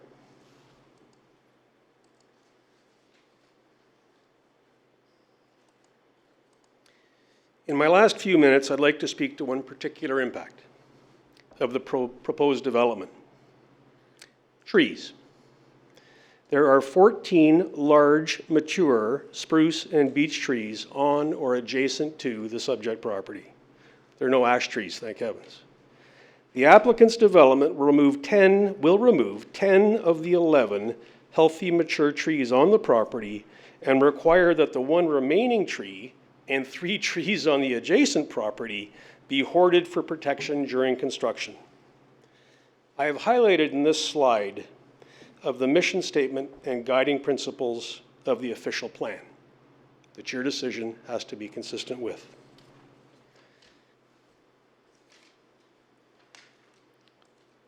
Finally, the applicant is an experienced realtor. This slide shows text from the listing used when the applicant purchased the property. 2 points. The applicant would have known that development on ravine properties can be challenging before he purchased the property. Secondly, if these variances are allowed and this size of development is permitted, the neighborhood will still be wooded and treed, but this property won't be. Mr. Chairman, should the committee have any interest, I can take an additional minute to show how I arrive at the 68 and 43% ratios, but subject to any questions you may have, those are the end of my remarks. I think we know. I think the difference is whether you include the natural area or not. Well, but I think something that's relevant is if you do exclude the, and we can get this from the notice itself, where I think it's indicated, again, a member of the public could never have figured this out, but you can see that in the notice, with respect to variance number 4, they indicate that the lot area above the top of bank is 496.37 meters. So to me, that's your denominator. And your numerator is the, boy, now I remember, it's 3,600 something feet. The denominator is at the bottom, the numerator is at the top, yeah. So right. we accept anyway, so that, you got that. But if you look at that, again, here's the table 6.4.1. I think council understood exactly what it was doing.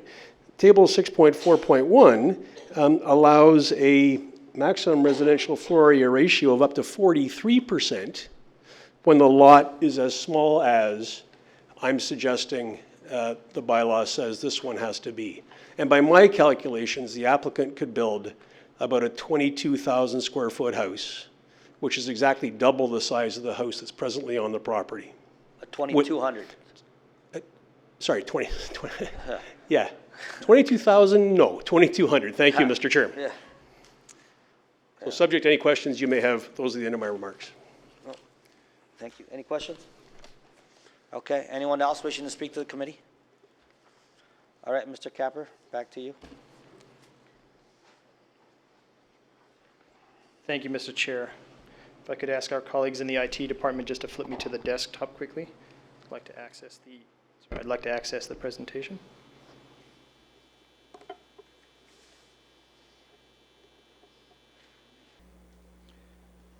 Through Mr. Chair, I just wanted to touch on a few points. And forgive me, I did not catch the name of the resident that is immediately north of the subject property. This is the gentleman who spoke about the renovation that he had done. At 419. Yeah, so as part of the presentation, and forgive me, but my general summary of the objections that I've noted this evening is this first variance that I dispute the requirement for, and front yard setback. And the gentleman said that his front yard setback is 7.13 meters, as I heard. As of right, that setback is permitted to be plus or minus a meter, because it's an existing setback plus or minus a meter. So as of right, his setback could be 6.13 meters. Although the request before you this evening is for a setback of 4.68 meters, I think we all appreciate that that setback is to a porch projection. That porch is a design feature. It's not the main facade of the dwelling. And in fact, the main facade of the dwelling is set back at 6.06 meters, which is in keeping with what is permitted as of right on the property to the north. So this discussion of front yard setbacks, lines from the street, I'm firm on the fact that I believe that this development would allow for a consistent setback along that side of Avon Crescent. And then with respect to the submission that you could build up, The problem with that submission is, yes, you probably could build up and build on a lower footprint and comply with the coverage, but then you would challenge the official plan policies with respect to urban design, and you'd get a box. You'd get probably what could be designed to be an all right looking box, but you're not going to get the articulation that you see in the building before you this evening. You're not going to be able to have the setbacks, step backs at the upper level, the projections for the porches. Ultimately, the design that's before you this evening is more in keeping with what the official plan envisions with respect to its urban design policies than what the bylaw would allow for in terms of construction. With respect to the first variance, this is the very first time you've had to deal with this variance. I have had, as I've said before, as recently as 3 months ago, I've had a similar situation where this variance was not required. The only reason this variance is being required is because the submission of Mr. Hyde to the town's legal department, is that the wording for lot area is the interpretation is inconsistent with the pure meaning of the definition, which I won't dispute with Mr. Hyde on that fact. What I will dispute is the intent of that bylaw, the intent of that regulation in the bylaw. And as I said to you in the beginning of this presentation, the intent of that provision was to speak to those lots in town where you had a water lot or a lot that had additional lot area afforded to it by virtue of its proximity to a body of water or a river. And yes, in that instance, it would be unfair for any landowner to apply that area of land and have the advantage of achieving additional either coverage or residential floor area. Just very quickly with respect to trees, there was the submission that there were 10 trees being removed. Site plan before you shows 7 crosses. 1, 2, 3, 4, 5, 6, begging your pardon, 6 trees proposed to be removed. And that's that is the drawings that were submitted to the town. On that note, Mr. Chair, I'm happy to entertain any questions from the committee. All right, thank you. Any questions of Mr. Capper? Just very quick, Ms. Hallich, this variance number 1 has caught me by surprise. Is this the first that you've seen, or in your tenure here at the town, is under the new zoning bylaw, have you seen this kind of variance before? Through you, Mr. Chairman, no, I've never seen this variance before. It was brought to our attention, as was explained this evening, on how the definition of lot area was being applied in these instances. So as a result, it was determined through discussions with our legal staff on how best to apply this particular aspect, and it was determined that the best approach could have gone either way, as it was indicated, in terms of addressing the floor area. But the best approach was to apply a definition which would more traditionally recognize how we had been applying the calculation of lot area to the residential floor area ratio previously. So in doing that, Mr. Chairman and the committee will note that once this definition is applied, to interpret it in the same way it had been previously interpreted, there is no residential floor area variance requested this evening. From a planning perspective, regardless of the way that variance was approached, would your conclusion on the proposed built form be the same? Whether you approached it by a numerical or by an exclusion from a definition? Through you, Mr. Chairman, my conclusions would be the same. We are looking at the proportionality of the dwelling to the lot as a whole, recognizing the certain constraints that are present for this lot. Thank you. Any further questions?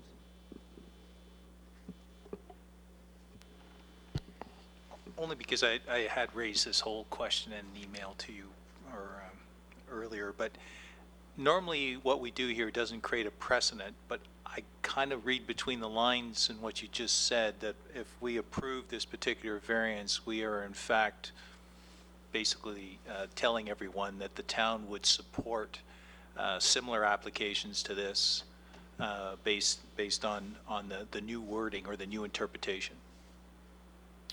Through you, Mr. Chairman, to the committee, I don't believe that this is actually setting a precedent. The town was informed of an issue with the zoning bylaw and the definition for lot area as it's applied to lot area ratio. We are investigating that further so that we could better understand the intent of what that provision was supposed to do, whether that will be through a future housekeeping item.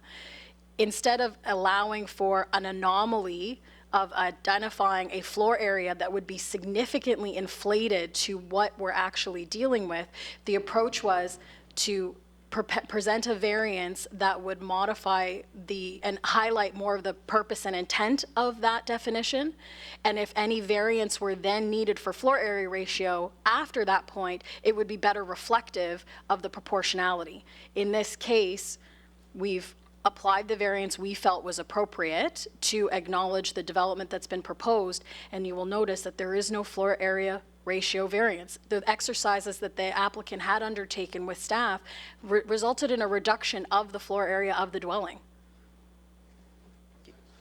Just I want to add something, and Mr. Telesco will have the floor. Would it not be the case that if there was no variance to either way, either the definition aspect or the numerical figure, you would create a built form that would be not in character with the others?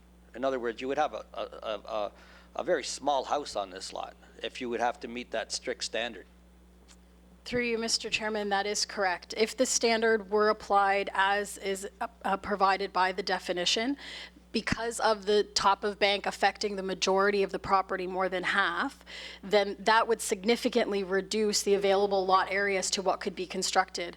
And without having the numbers or whatever the applicant would be prepared, staff's position would be that any new dwelling would actually be significantly smaller than what is there today. And it would be out of character in our opinion. Thank you, Mr. Chair.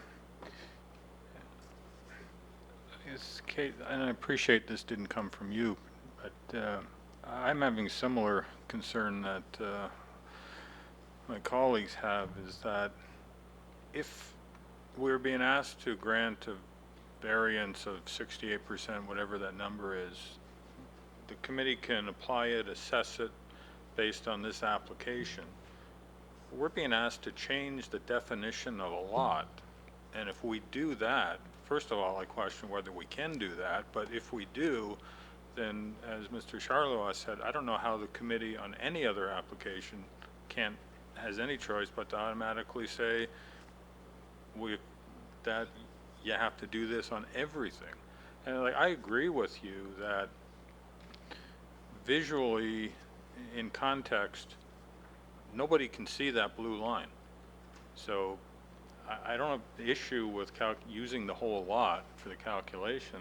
The issue I have is how we're being asked to do it. And it just seems like we're being asked to change the definition of a lot in the zoning bylaw effectively, as opposed to grant a variance of an increased floor area to lot ratio. Can I just Sure. add to that thought process? I'm not quite sure I agree with my colleague, and then I'll give you an opportunity to answer, because we're not asking to vary a definition, we're asking to vary a regulation which is contained in the definition of how you calculate lot area. That regulation says you exclude certain lands within the definition, so it's an embedded regulation, and that just simply is a function of how the definition was written. Through you, Mr. Chairman, you've just answered the committee member's question on my behalf. Yeah. Any further questions? All right, we're going to take this matter to committee. We had a very long and interesting debate. Who would like to start the process?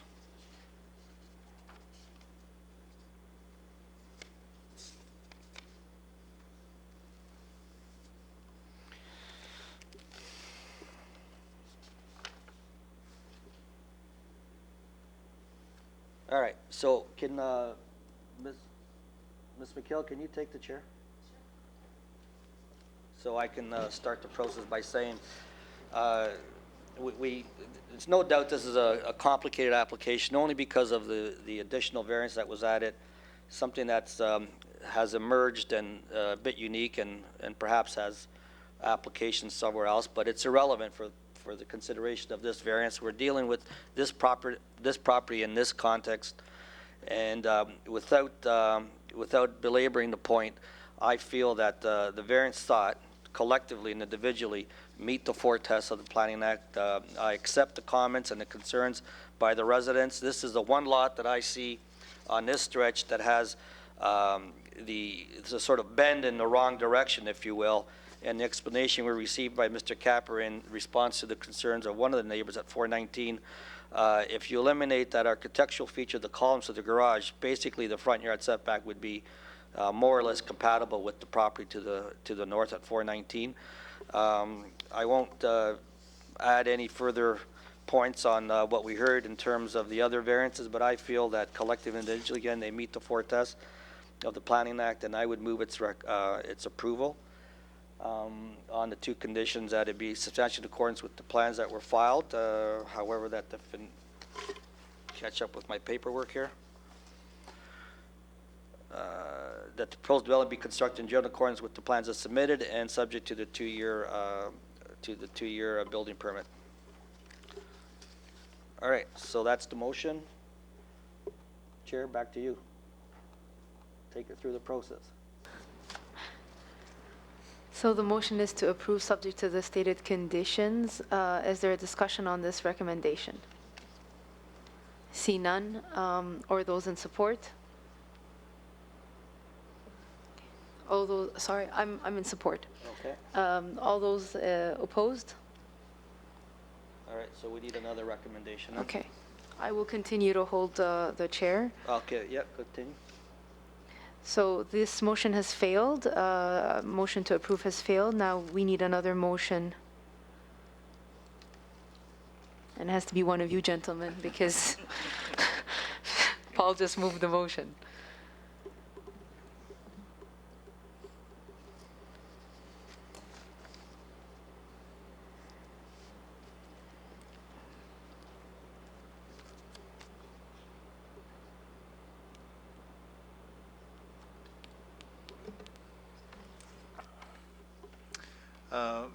Madam Chair, as our chairman did note. Got to speak up. Can't hear you. As our chairman did note, this particular application is difficult. Having visited the site, listened to the presentation by Mr. Capper, who delivered an excellent presentation, and listened to the applicants, as well as read the staff report, and I did make inquiries with respect to this outside of this, and listened to staff here this evening. As I look at these particular variances, some of these variances I am okay with, and I will just mention those. I don't seem to have a problem with the interior side yard, despite the objection I heard from the neighbor. I do understand how the lot line curves, and so permitting variance 3 would be fine with me. The private garage in variance 2, I don't have a problem with either. I don't have a problem with the maximum height of the building. What this comes down to is, despite the whole discussion about the definition of the floor area and the definition of the lot, the truth of the matter is that despite all of these things, we're just trying to build a little bit bigger building here than is permitted. And for that reason, I'm going to suggest a denial of this motion. Okay. Sherry? So the recommendation is to deny the application that is set before us. For what it's worth, I do concur with our chairman, Mr. Cronus. Despite everything, with the size of the lot that we're looking at, these variances are really minuscule in nature. And if we did not have this restriction because of the new bylaw and the new parameters in affecting the calculation with respect to the coverage and the residential floor area, I don't think any of us would have a problem with this application. Having said that, the recommendation is to deny. All those in, is there a discussion on this recommendation? Okay, Mr. Talowski, you have. Thank you, Madam Chair. I just wanted to add that I do accept many of the arguments of the neighbors when it comes to the setback variances. Although I will also acknowledge that Mr. Capper had an excellent rebuttal on the fact that if the neighbor is 7 meters, the effective setback for them would be 6. But I just find that this applicant is taking a geometrically challenged lot and cherry picking the best parts of it and not really putting it into the context of the nature of the curved street and the curved side yard setback. So I do have an issue with the setbacks as they're being requested. Okay, Mr. Talowski, is there any further discussion on this recommendation? I see none. Okay, so the motion before us is to deny the application as set forth with the discussion. All those in support? Okay, and by nature, all those in opposed? So your application has been denied, Mr. Capper. Thank you, committee members. And it has failed, yes.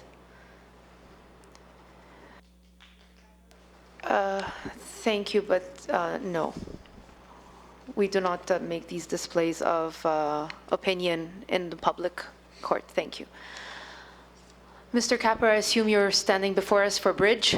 Yes. So we're going to Madam move Chair. on to application CAV 096 of 2017, 2126 Bridge Road.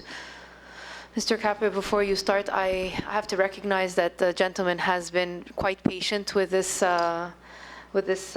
previous application. Is there anyone else who is here for 2126 Bridge Road, CAV 096 of 2017? Ma'am, are you in opposition or in support? Or just here for information?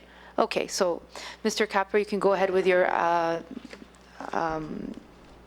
presentation. Thank you, Madam Chair. And again, for the record, I have a copy of my presentation.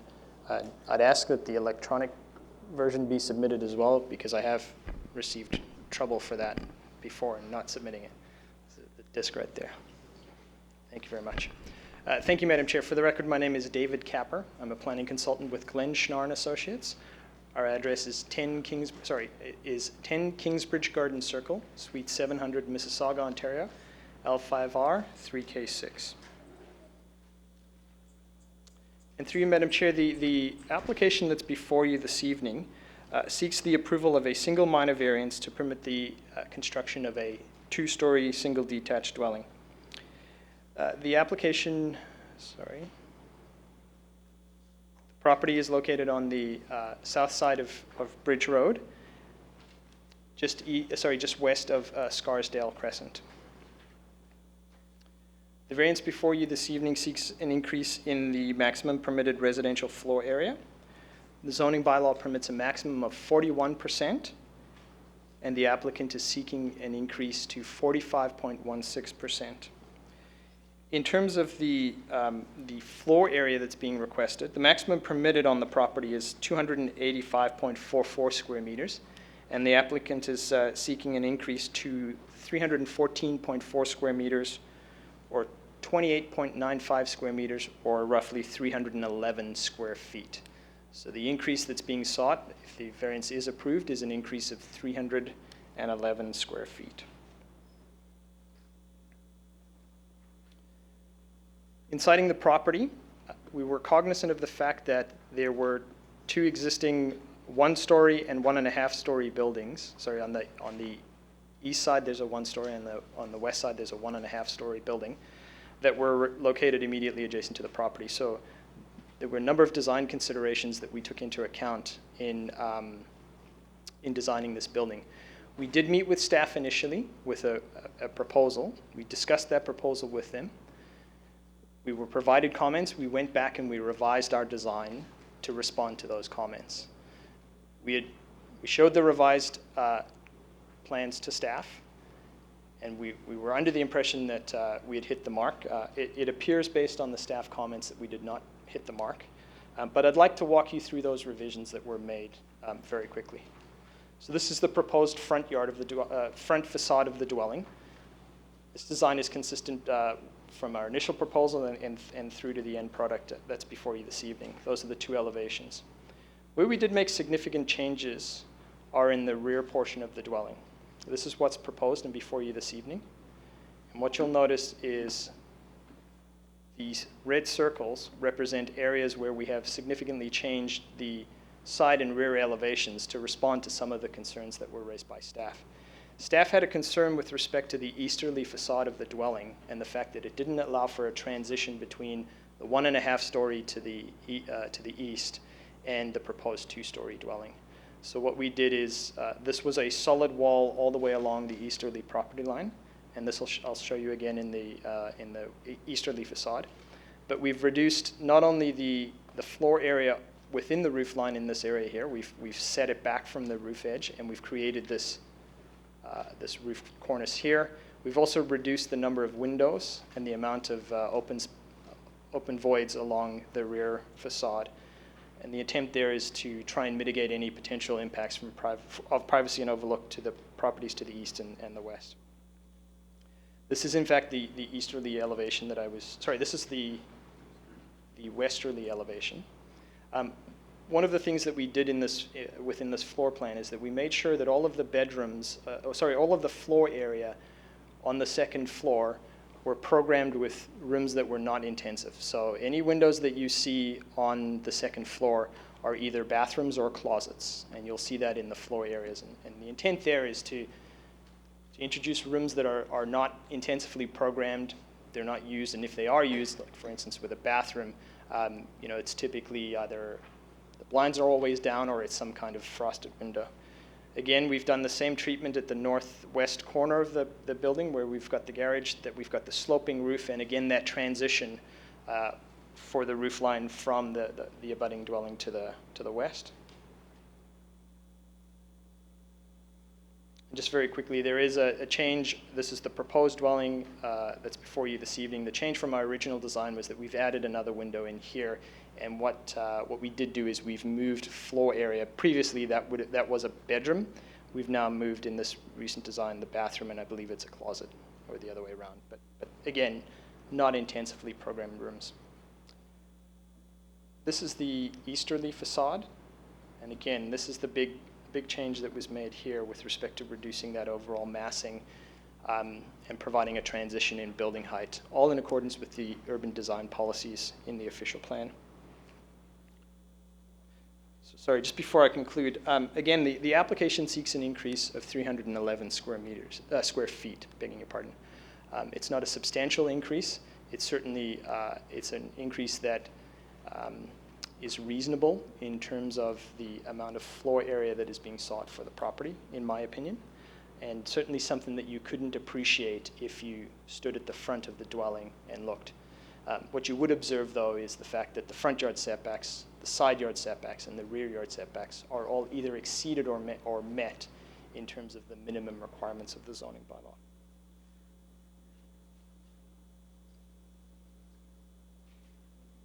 Thank you. Sorry, that concludes my presentation. I'd be happy to answer Thank you, any Mr. questions. Capper. The gentleman and the lady here with interest, would you like to come and address the committee with your concerns? Your name and address for the record, please. My name is Marcus Vandenberg. I live at 2211 Wyandotte Drive in Oakville, so I am not near the property, but more or less taking a general interest as to how the houses in my neighborhood are becoming so large. Most of the houses and the new houses that are going up seem to be significantly larger than anything that is there existing. And I'm trying to understand basically how these houses are becoming allowed. This particular size is, I guess, is only a little bit larger than what is currently permitted, but is any new house that seems to be going up is significantly larger than anything that's been there existing. So I guess I do object to the fact that these houses are getting larger.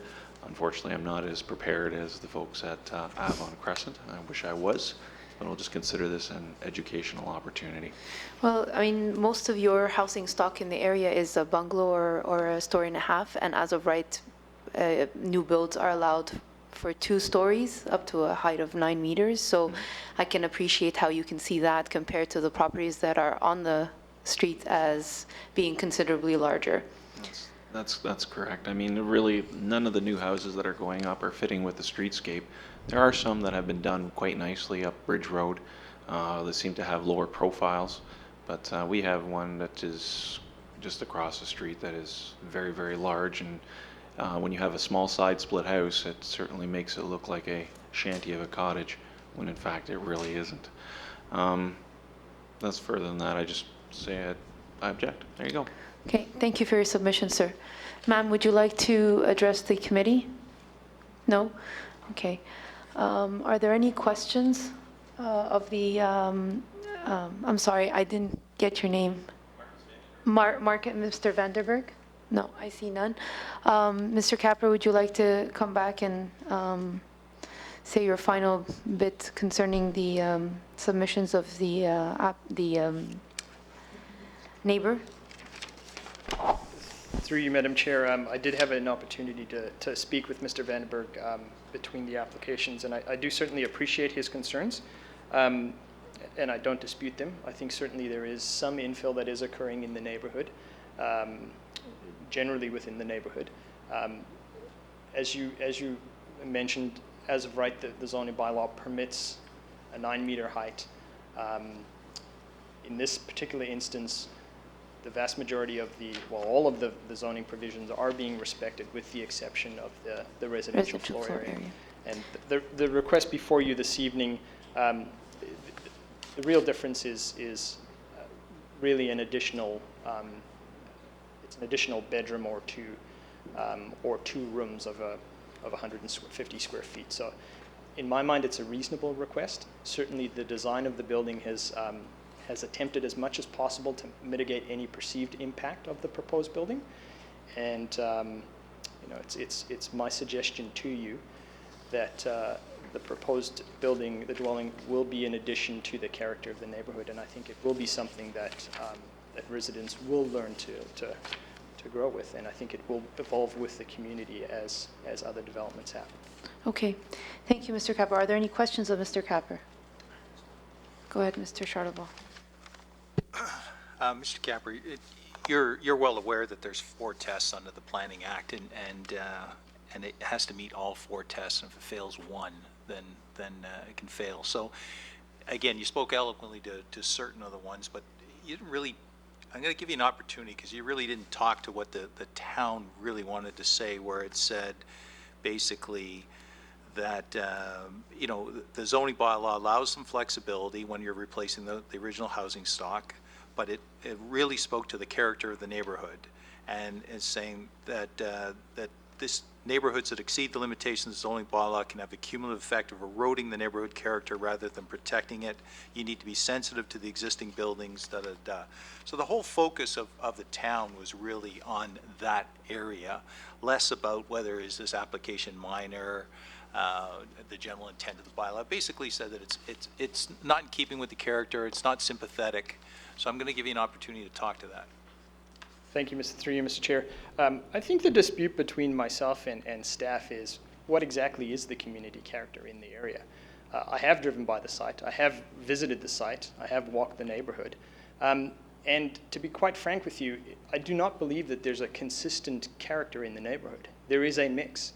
There are some 1-story buildings, there are some 1.5-story buildings, and there are some 2-story buildings.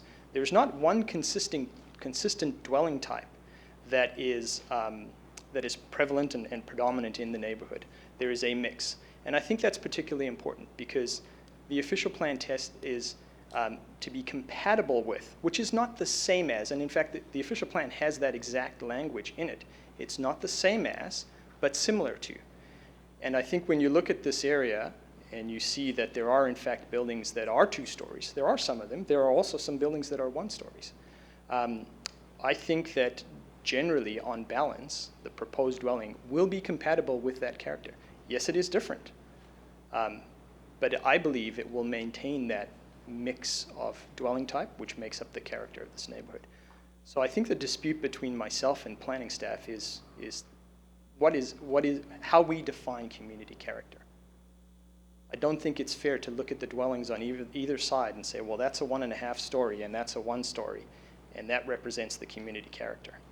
We have designed as best as possible to mitigate the impact on those two buildings, but generally we believe we're consistent with the community character in the area. And I believe that we meet the intent of all of the official plan policies with respect to urban design. Thank you, Mr. Charbonneau. Are there any further questions of Mr. Capper? I see none. Okay, gentlemen, I'm in your hands. Are we prepared to move a motion?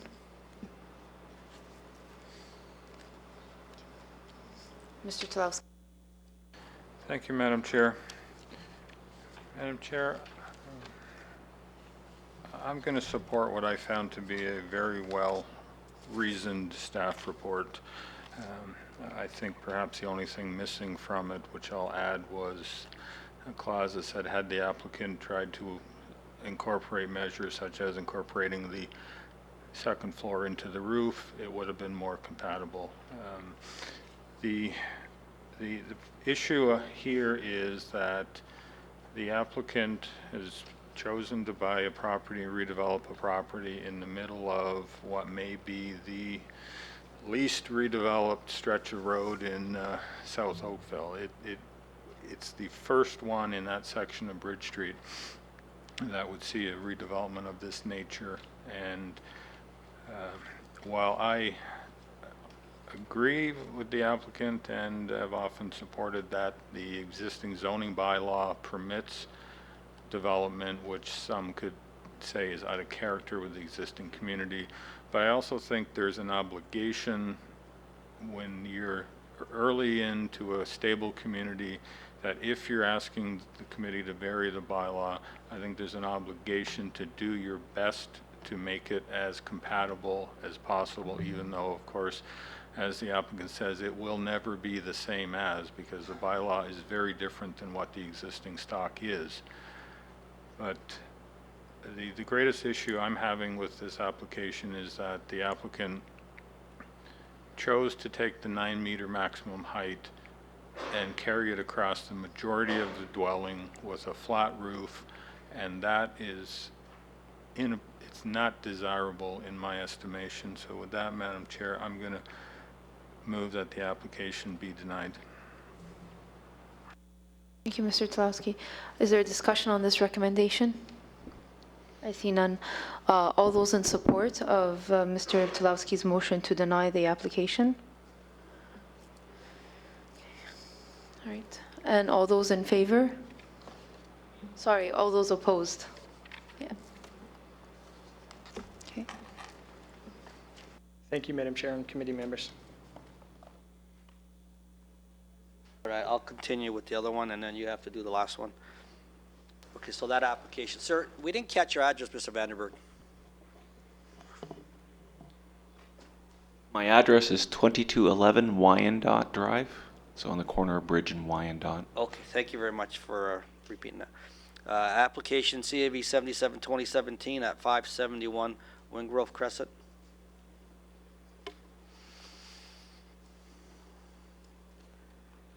Good evening. Good evening, sir. My name is Fernando Rodriguez, and I live at 571 Wingrove Crescent. All right, let's just see. Does anyone here this evening have an interest in application CAV 77-2017 at 571 Wingrove? Members, I'm in your hands. You've done your site visit, read the staff report. Any items of clarification required? Sir, is there anything you wish to add to the application? No? All right, we'll take this into committee then. Who would like to move a recommendation?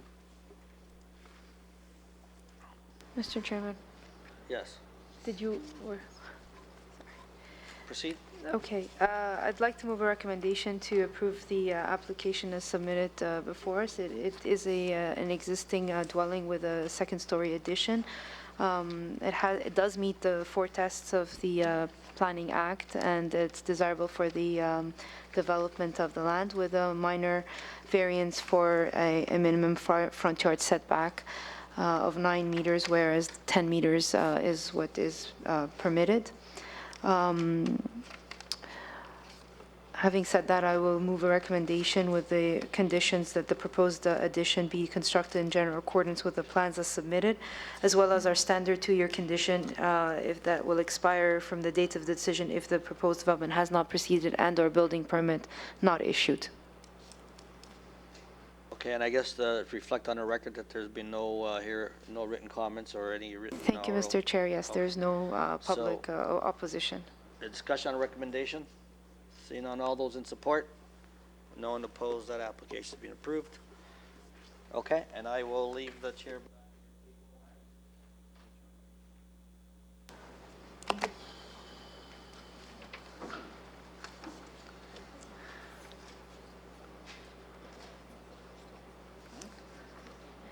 Okay, so we are calling our final application of the evening. It has been deferred from April 25th of 2017, CAV 078 of 2017 at 174 Lakeshore Road. And I'm assuming everyone here is for this application. Okay. Ms. Baker, good evening. Good evening. You know the drill. I do, except I don't really know how to use. Oh, he forgot it on. It's okay. We'll technology. toggle between it and the. Do you need the other one? No, I don't. I just want there you to have go. this one in front of you, and I'm just going to do a brief introduction on this one. Application was previously the subject of a Ontario Municipal Board hearing. It was quite contentious in the neighborhood. There were a number of residents who were opposed to the application.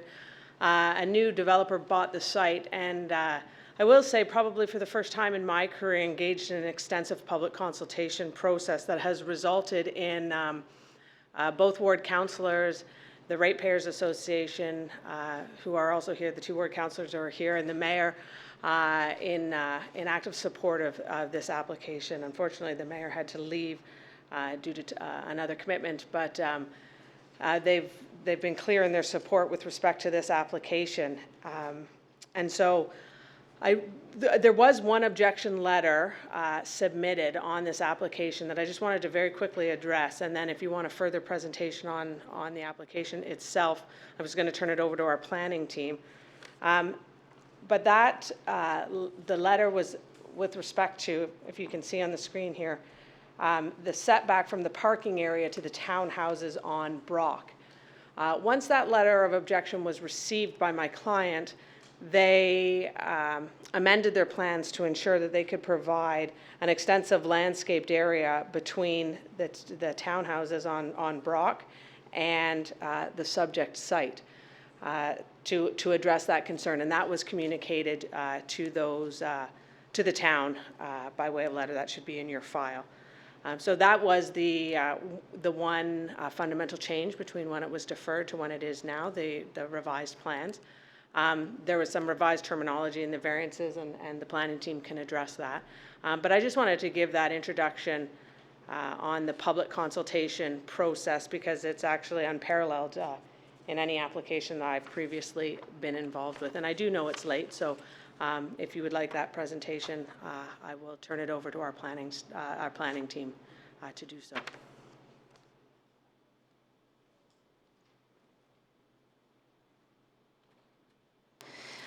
Okay. The members in the public who are here for this application, who would like to speak first? And are we representing individually, or is there a group speaker?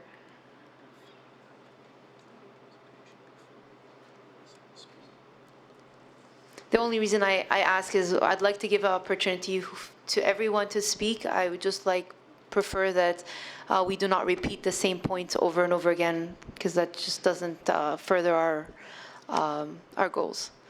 Okay. So my name is Vanessa Mitchell, and I live at 98 Brock Street, unit number 10. But I do have a few neighbors here, Unit 9 and Unit 11.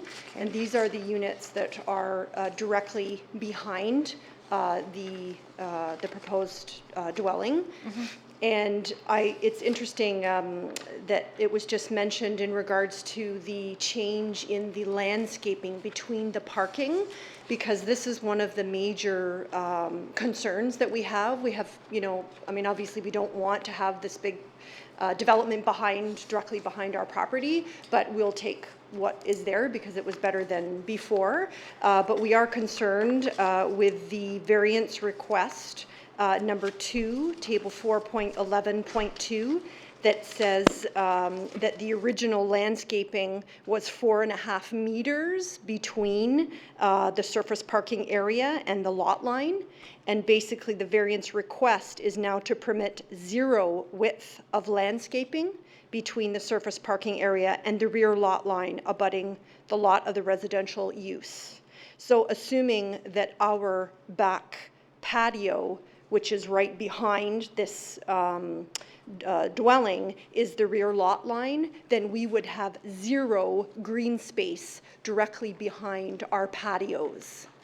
So, you know, basically we're going to be losing mature trees, we're going to be losing foliage, we're going to be losing, you know, we're going to be getting the cars that will come right up against our fence and patio, we're going to have exhaust, you know, more noise, you know, that's fine that, you know, you need parking there, I get that, but we need a buffer in between our fence and our backyards, which is where we spend, you know, most of the summer months as much as we can out on our patios.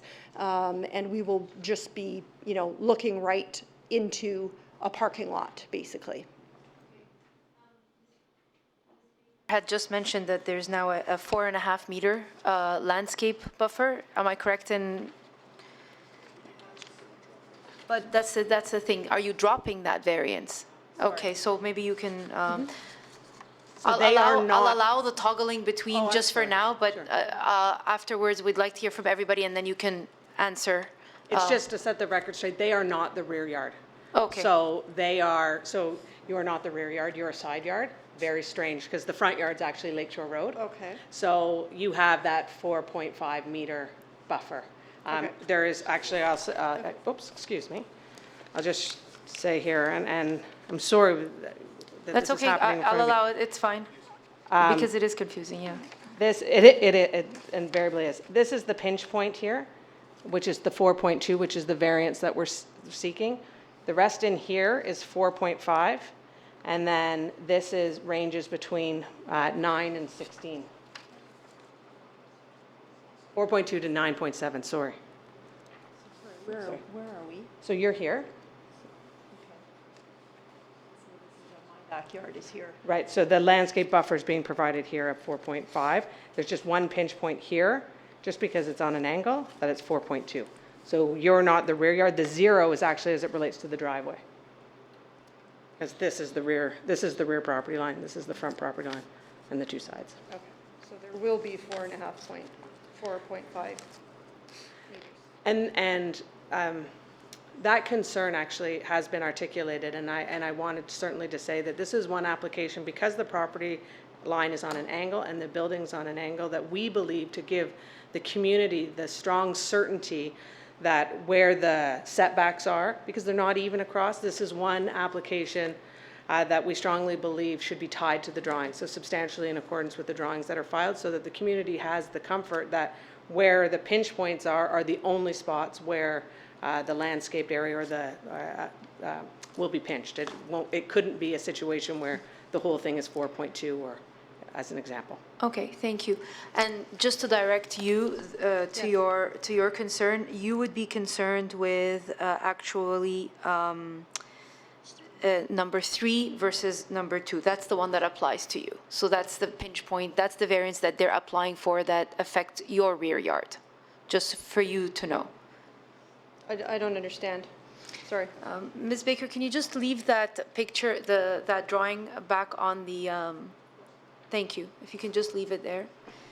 You see where that blue line that Ms. Baker had drawn? Yeah. That's 4.2 is the variance that they're requesting, and it's variance number 3, and that's the one that affects you. It's not the one that states 0 meters permitted with landscaping, because that does not abut your property. So they're just reducing it from 4.5 to 4.2? In just that portion. In just that portion. Right. Okay, according to the drawings. And when we do, and if we do, approve this application, it will be as per the drawings that have been submitted, so everything stays clear. Right. Okay. Are there any other points of concerns that you'd like to raise before I give the other members of the public a chance? Sure. I mean, just in general, you know, anything that brings the building closer to to our lot line. You know, there's various points, you know, just in general, you know, talking about a box, people mention, you know, if you look at number 8, you know, minimum interior side yard, you know, they're reducing that. Flankage yard, they're reducing that. You know, there's just in general, we just want to make sure that, you know, we try to minimize the size of this box that is going to be in our backyard. Perhaps I'll do something once again very unorthodox. Perhaps I'll have you take a seat and I'll ask Mrs. Baker's planning team to come up and take us through the variances one by one and demonstrate them on their site plan. That way the members of the public will have all the answers, because in all fairness, it is very hard for them to wrap their mind around the issues. Thank you. Madam Chair, my name is Tony Volpentesta. I'm a planner with Bousfields. My Thank address you. is 3 Church Street, Toronto, Did you get Suite that? 200. You probably have that on file. Our firm has made 3 written submissions to the committee in support of this application. Thank you. Shall I go through all 14 variances? Yes, please. Okay, we'll start with variance number 1, which deals with part 3, definitions, dwelling apartment. My comments are as follows. The application as proposed was originally composed as a back-to-back townhouse development. In talking to the zoning officials at the town, it was determined that this was actually an apartment development because there was the distinction was a common connection or corridor in the form of a connection below grade through a parking area. So our initial approach was rejected, and we were asked to revisit the scheme based on an apartment definition and all the regulations in the zoning bylaw. What you'll notice in the first variance is that there's a request. I mean, it's indicated as an alteration of a definition of a dwelling apartment to mean a dwelling unit within a building containing 3 or more dwelling units where the units are connected by a common parking area. I see that as not an anticipated form of the normal form of an apartment building, but it's in recognition of the fact that it is in fact connected through that common connection below grade. Therefore, it's a legitimate form of an apartment building that wasn't initially contemplated in the initial definition. So we're in fact adding a manner in which the definition is, it would be equivalent to a new regulation in which the definition is enhanced or in recognition of what the building is. It's really a hybrid between an apartment building and a back-to-back townhouse. Those are my comments on variance number 1.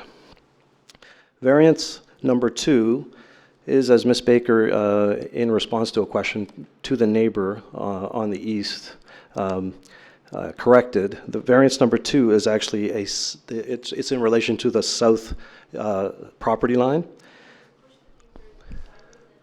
Oh, I'm sorry. Here we go.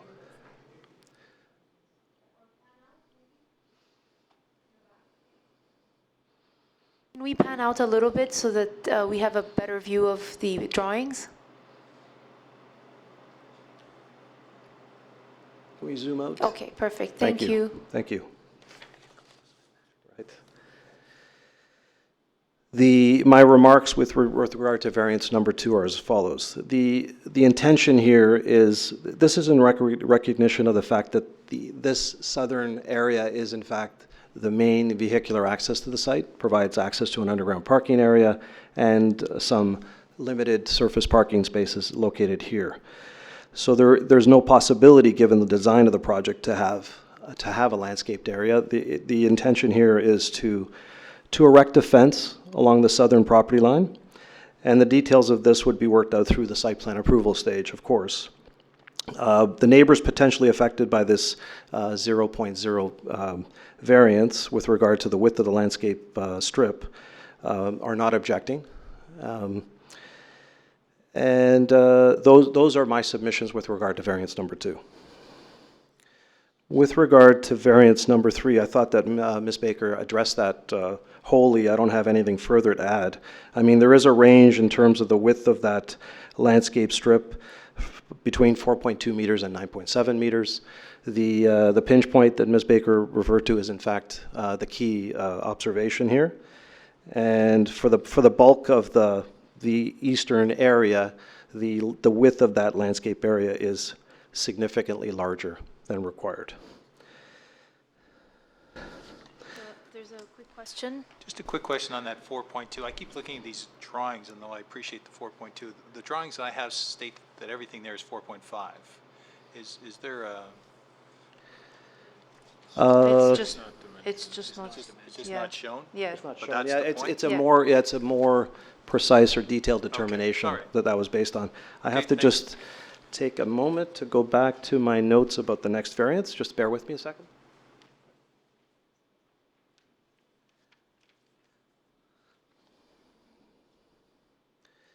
With regard to variance number 4, variance number 4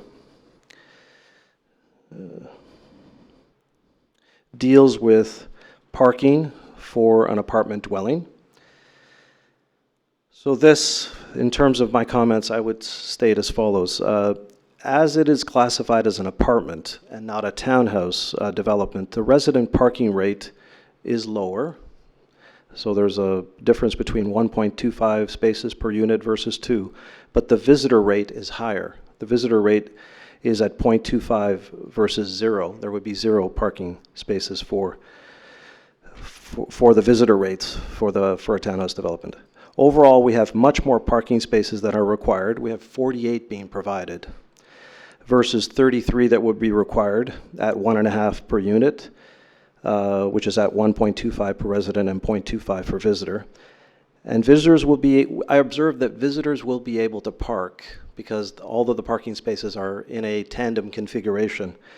They'll be able to use the second spot. That's not, of course, being used by the resident themselves. But 2 parking spaces are being provided per unit. The deficiency in visitor parking is very minor in nature. It's 4 versus 5 that are being requested or required by the zoning bylaw.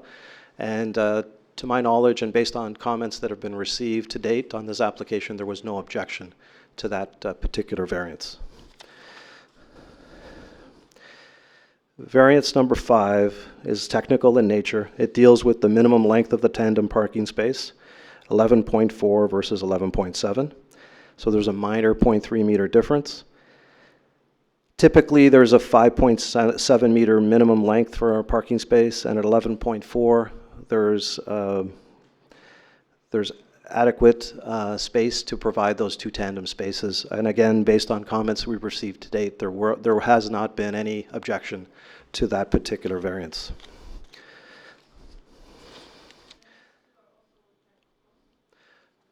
Yeah, and if I'm in your hands in terms of how much detail you want to go into each of these variances.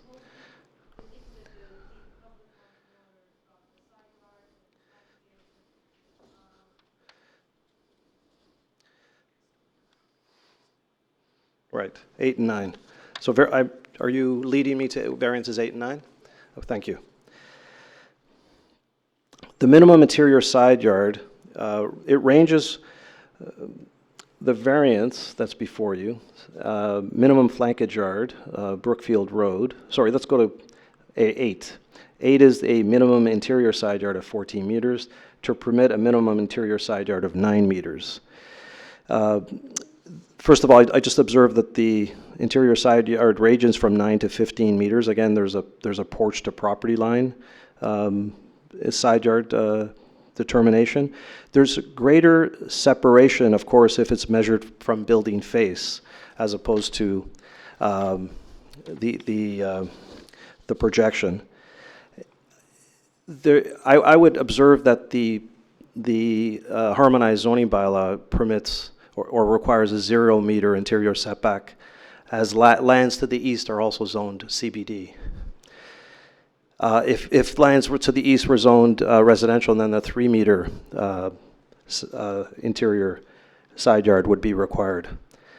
I would also observe that the overall height of the building and our basic and overriding message before the committee today is that what was approved before, this is the image that Ms. Baker had used before, is the area highlighted in the green line. So it was a 4-story, 16-meter tall building with quite a large mechanical penthouse, whereas today we're here before you with a much smaller 3-story, 12-meter townhouse development. So that interior side yard condition should also be evaluated based on the reduction in the overall building height. So the breathing room that's necessary would be significantly lessened. Those are my comments with regard to variance number 8.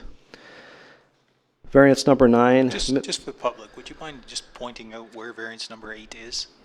Like you had the drawing there, but if you can just show it so they can understand what you're pointing to, or sorry, what you're describing. Yeah, there's a porch.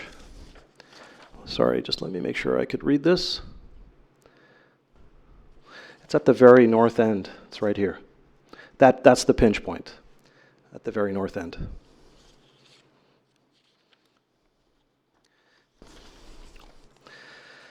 Variance number 9 speaks to a condition about minimum flankage yard for a part of a building greater than 15 meters from a lot line. So the general provisions of the bylaw, we have to keep in mind that from variance number 8 onward, these variances deal with effectively a shrink-wrapped zoning bylaw to capture a zoning application that was approved by the OMB. So there were other issues that were weighed heavily on the board to ensure that certain design parameters were enshrined in the implementing instruments, such as the zoning bylaw. So for example, the variance 8, which I just spoke to, and variance 9 were basically reflective of a much taller building, and therefore because of these conditions have now been varied by a significantly lower building, there should be a compensatory change in how you evaluate things like flankage and interior side yards, etc. So variance 9 talks about the minimum flankage yard along Brookfield Road is 0 except any part of a building greater than 15 meters from the front line is 3 meters. This is to permit a flankage yard of 0 for any part of the building greater than 15 meters from the front lot line. So this talks to the fact that the building effectively gets closer to Brookfield Road, which I think for a lower building is appropriate. Had it been a taller building, it would have been appropriate, I think, to step it back a bit. But that's a complete kind of a notional move, an understanding that the building has in fact changed that significantly. The other variances talk about, they're very technical in nature, about the ground floor height, for example. There's no retail being sought in this development. It's going to be strictly residential. So there was a minimum ground floor height, again, because the zoning bylaw was shrink wrapped to capture and implement an OMB approved building, which included that component. And now that it's no longer there, there's no need to capture a typical floor-to-ceiling height to allow for and to accommodate a retail use at grade. The other variances, for example, the stair towers, et cetera, again, it captures the different nature of this proposal. We have a much lower building. The stair towers are enclosed individually. There's parapets along the top of the building. And I do want to make a really brief comment about the rooftop terraces in variance number 13. Whereas before there was a common rooftop terrace that accommodated an outdoor amenity area, now we have individual terraces for individual units. So therefore the amount of that area has increased. And the last variance that talks about terracing, again, because of the shrink-wrap nature of the zoning bylaw to capture the previous approval, that south terracing is no longer required because I should have made this point several times before, the building height is just under 12 meters and the height in stories is actually in keeping with the CBD zone, so there's no change for that. So the requirement to terrace, because the building does not exceed that height, is not required, especially in the south end of the building. Those are my submissions to the committee. I'd be glad to answer any further questions. Thank you, sir. Are there any questions? No, I see none. I hope we've answered all the questions that the members of the public have by this clarification in detail. I'll invite whoever would like to speak once more. down, but please let's not repeat the, so have you spoken to all your concerns? Because we've gotten them answered, or do you have anything else that you'd like to ask?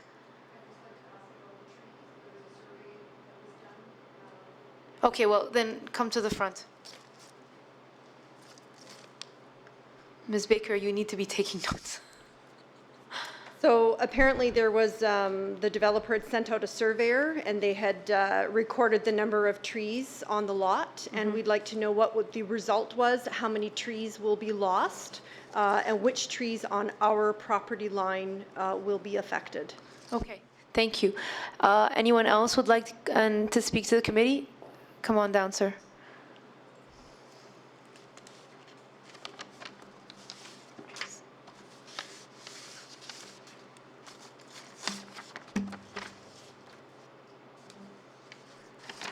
Name and address for the record, please. Yeah, my name's Hart Jansen. I live at 80 Brant Street, which is a couple of blocks away from the subject property. I'm here representing the West Harbor Residents Association. And just very briefly, we would like to state our support for this application in general, as we find it much more suitable to the neighborhood than the previously proposed development, notwithstanding, individual concerns of immediate neighbors, again, which may be perfectly legitimate and are either mitigated or could be addressed in some manner. Okay, thank you, sir, for your submission. Is there anyone else that would like to speak before I ask the applicant to answer any questions that are still pending? I see none. Ms. Baker. I thought there would be more. That's why I told you to take notes, but it's just the trees, so go ahead. No, and I still need to take notes, actually. Yeah. In terms of the trees, we do not have the answer to that question with us right now. The trees, it will be dealt with through the site plan process. Okay. We will, and this whole application has to go through the site plan process. But of course, I think, Madam Chair, as is well known, that trees that sit on the property line are common property, so we wouldn't be allowed to take those down without the consent of the abutting property owner. So if the concern is those property line trees, then I think they can rest comfortably that those ones can't be removed, and the rest will be dealt with through the site plan process. We just don't have a arborist report with us, and I'm happy to take down the information of the lady who made submissions and get her that arborist report. Very well. You can exchange numbers at the end. And just for the public to know, you are all going to be involved with the site plan process. You will get notification. You will be able to come and voice your opinions. It is a lengthy process, but as the immediate neighbors of this development, you will have that opportunity. Okay, are there any questions of Ms. Baker at this time? Are we ready to move a motion? Mr. Talowski, thank you. Thank you, Madam Chair. While the sheer number of variances can seem daunting, we're not varying the town's general bylaw. We're varying a site-specific bylaw for what would appear to be all the right purposes, so that's not surprising. I don't want to go through the variances again, but I think it's suffice to say the official plan and zoning bylaw contemplate multi-story, multi-unit residential development, and we're consistent with that. Are the variances minor? 11 variances that combine to mitigate, minimize impacts. I believe we can only determine that that is minor. And on the desirability and appropriate development test, as the applicant stated, this was a very contentious, high-profile development, and this applicant has turned it to one that is being supported by both the town and the residents. So how could that not be a desirable solution? I do want to speak to the residents that did speak. There was concern about decreases to yard requirements, but again, I think that was largely due to reorientation of the building, which helped to mitigate any impacts of the previous development. There was concerns about the landscape buffer. I believe that was adequately addressed. And there were concerns about trees, which, as stated, there is a town tree bylaw, and there is a site plan process that will deal with trees. It's not for this committee to deal with. So with that, Madam Chair, I would move that this application be approved, subject to development proceeding in general accordance with the drawings provided, and that permits issue within 2 years. Thank you, Mr. Tlowski. Is there a discussion on this recommendation? I would just like to say thank you for that eloquent submission. Covered it all very well. Thank you. Okay, all those in support of the motion to approve? Okay. There's no one in opposition. The application has been approved. Thank you. We have minutes to move. Oh, so we have May 9th? Okay, let's call Paul in first. Madam Chair, I'll move the motion to adjourn the meeting. Okay. No, we first have to move the minutes. We have minutes of May 9th. I retract that. I'd like a motion for the minutes of May 9th, please. Mr. Hart. Motion to approve. All those in support? Okay, motion to motion to adjourn? Adjourned. Did we do the minutes? Yes.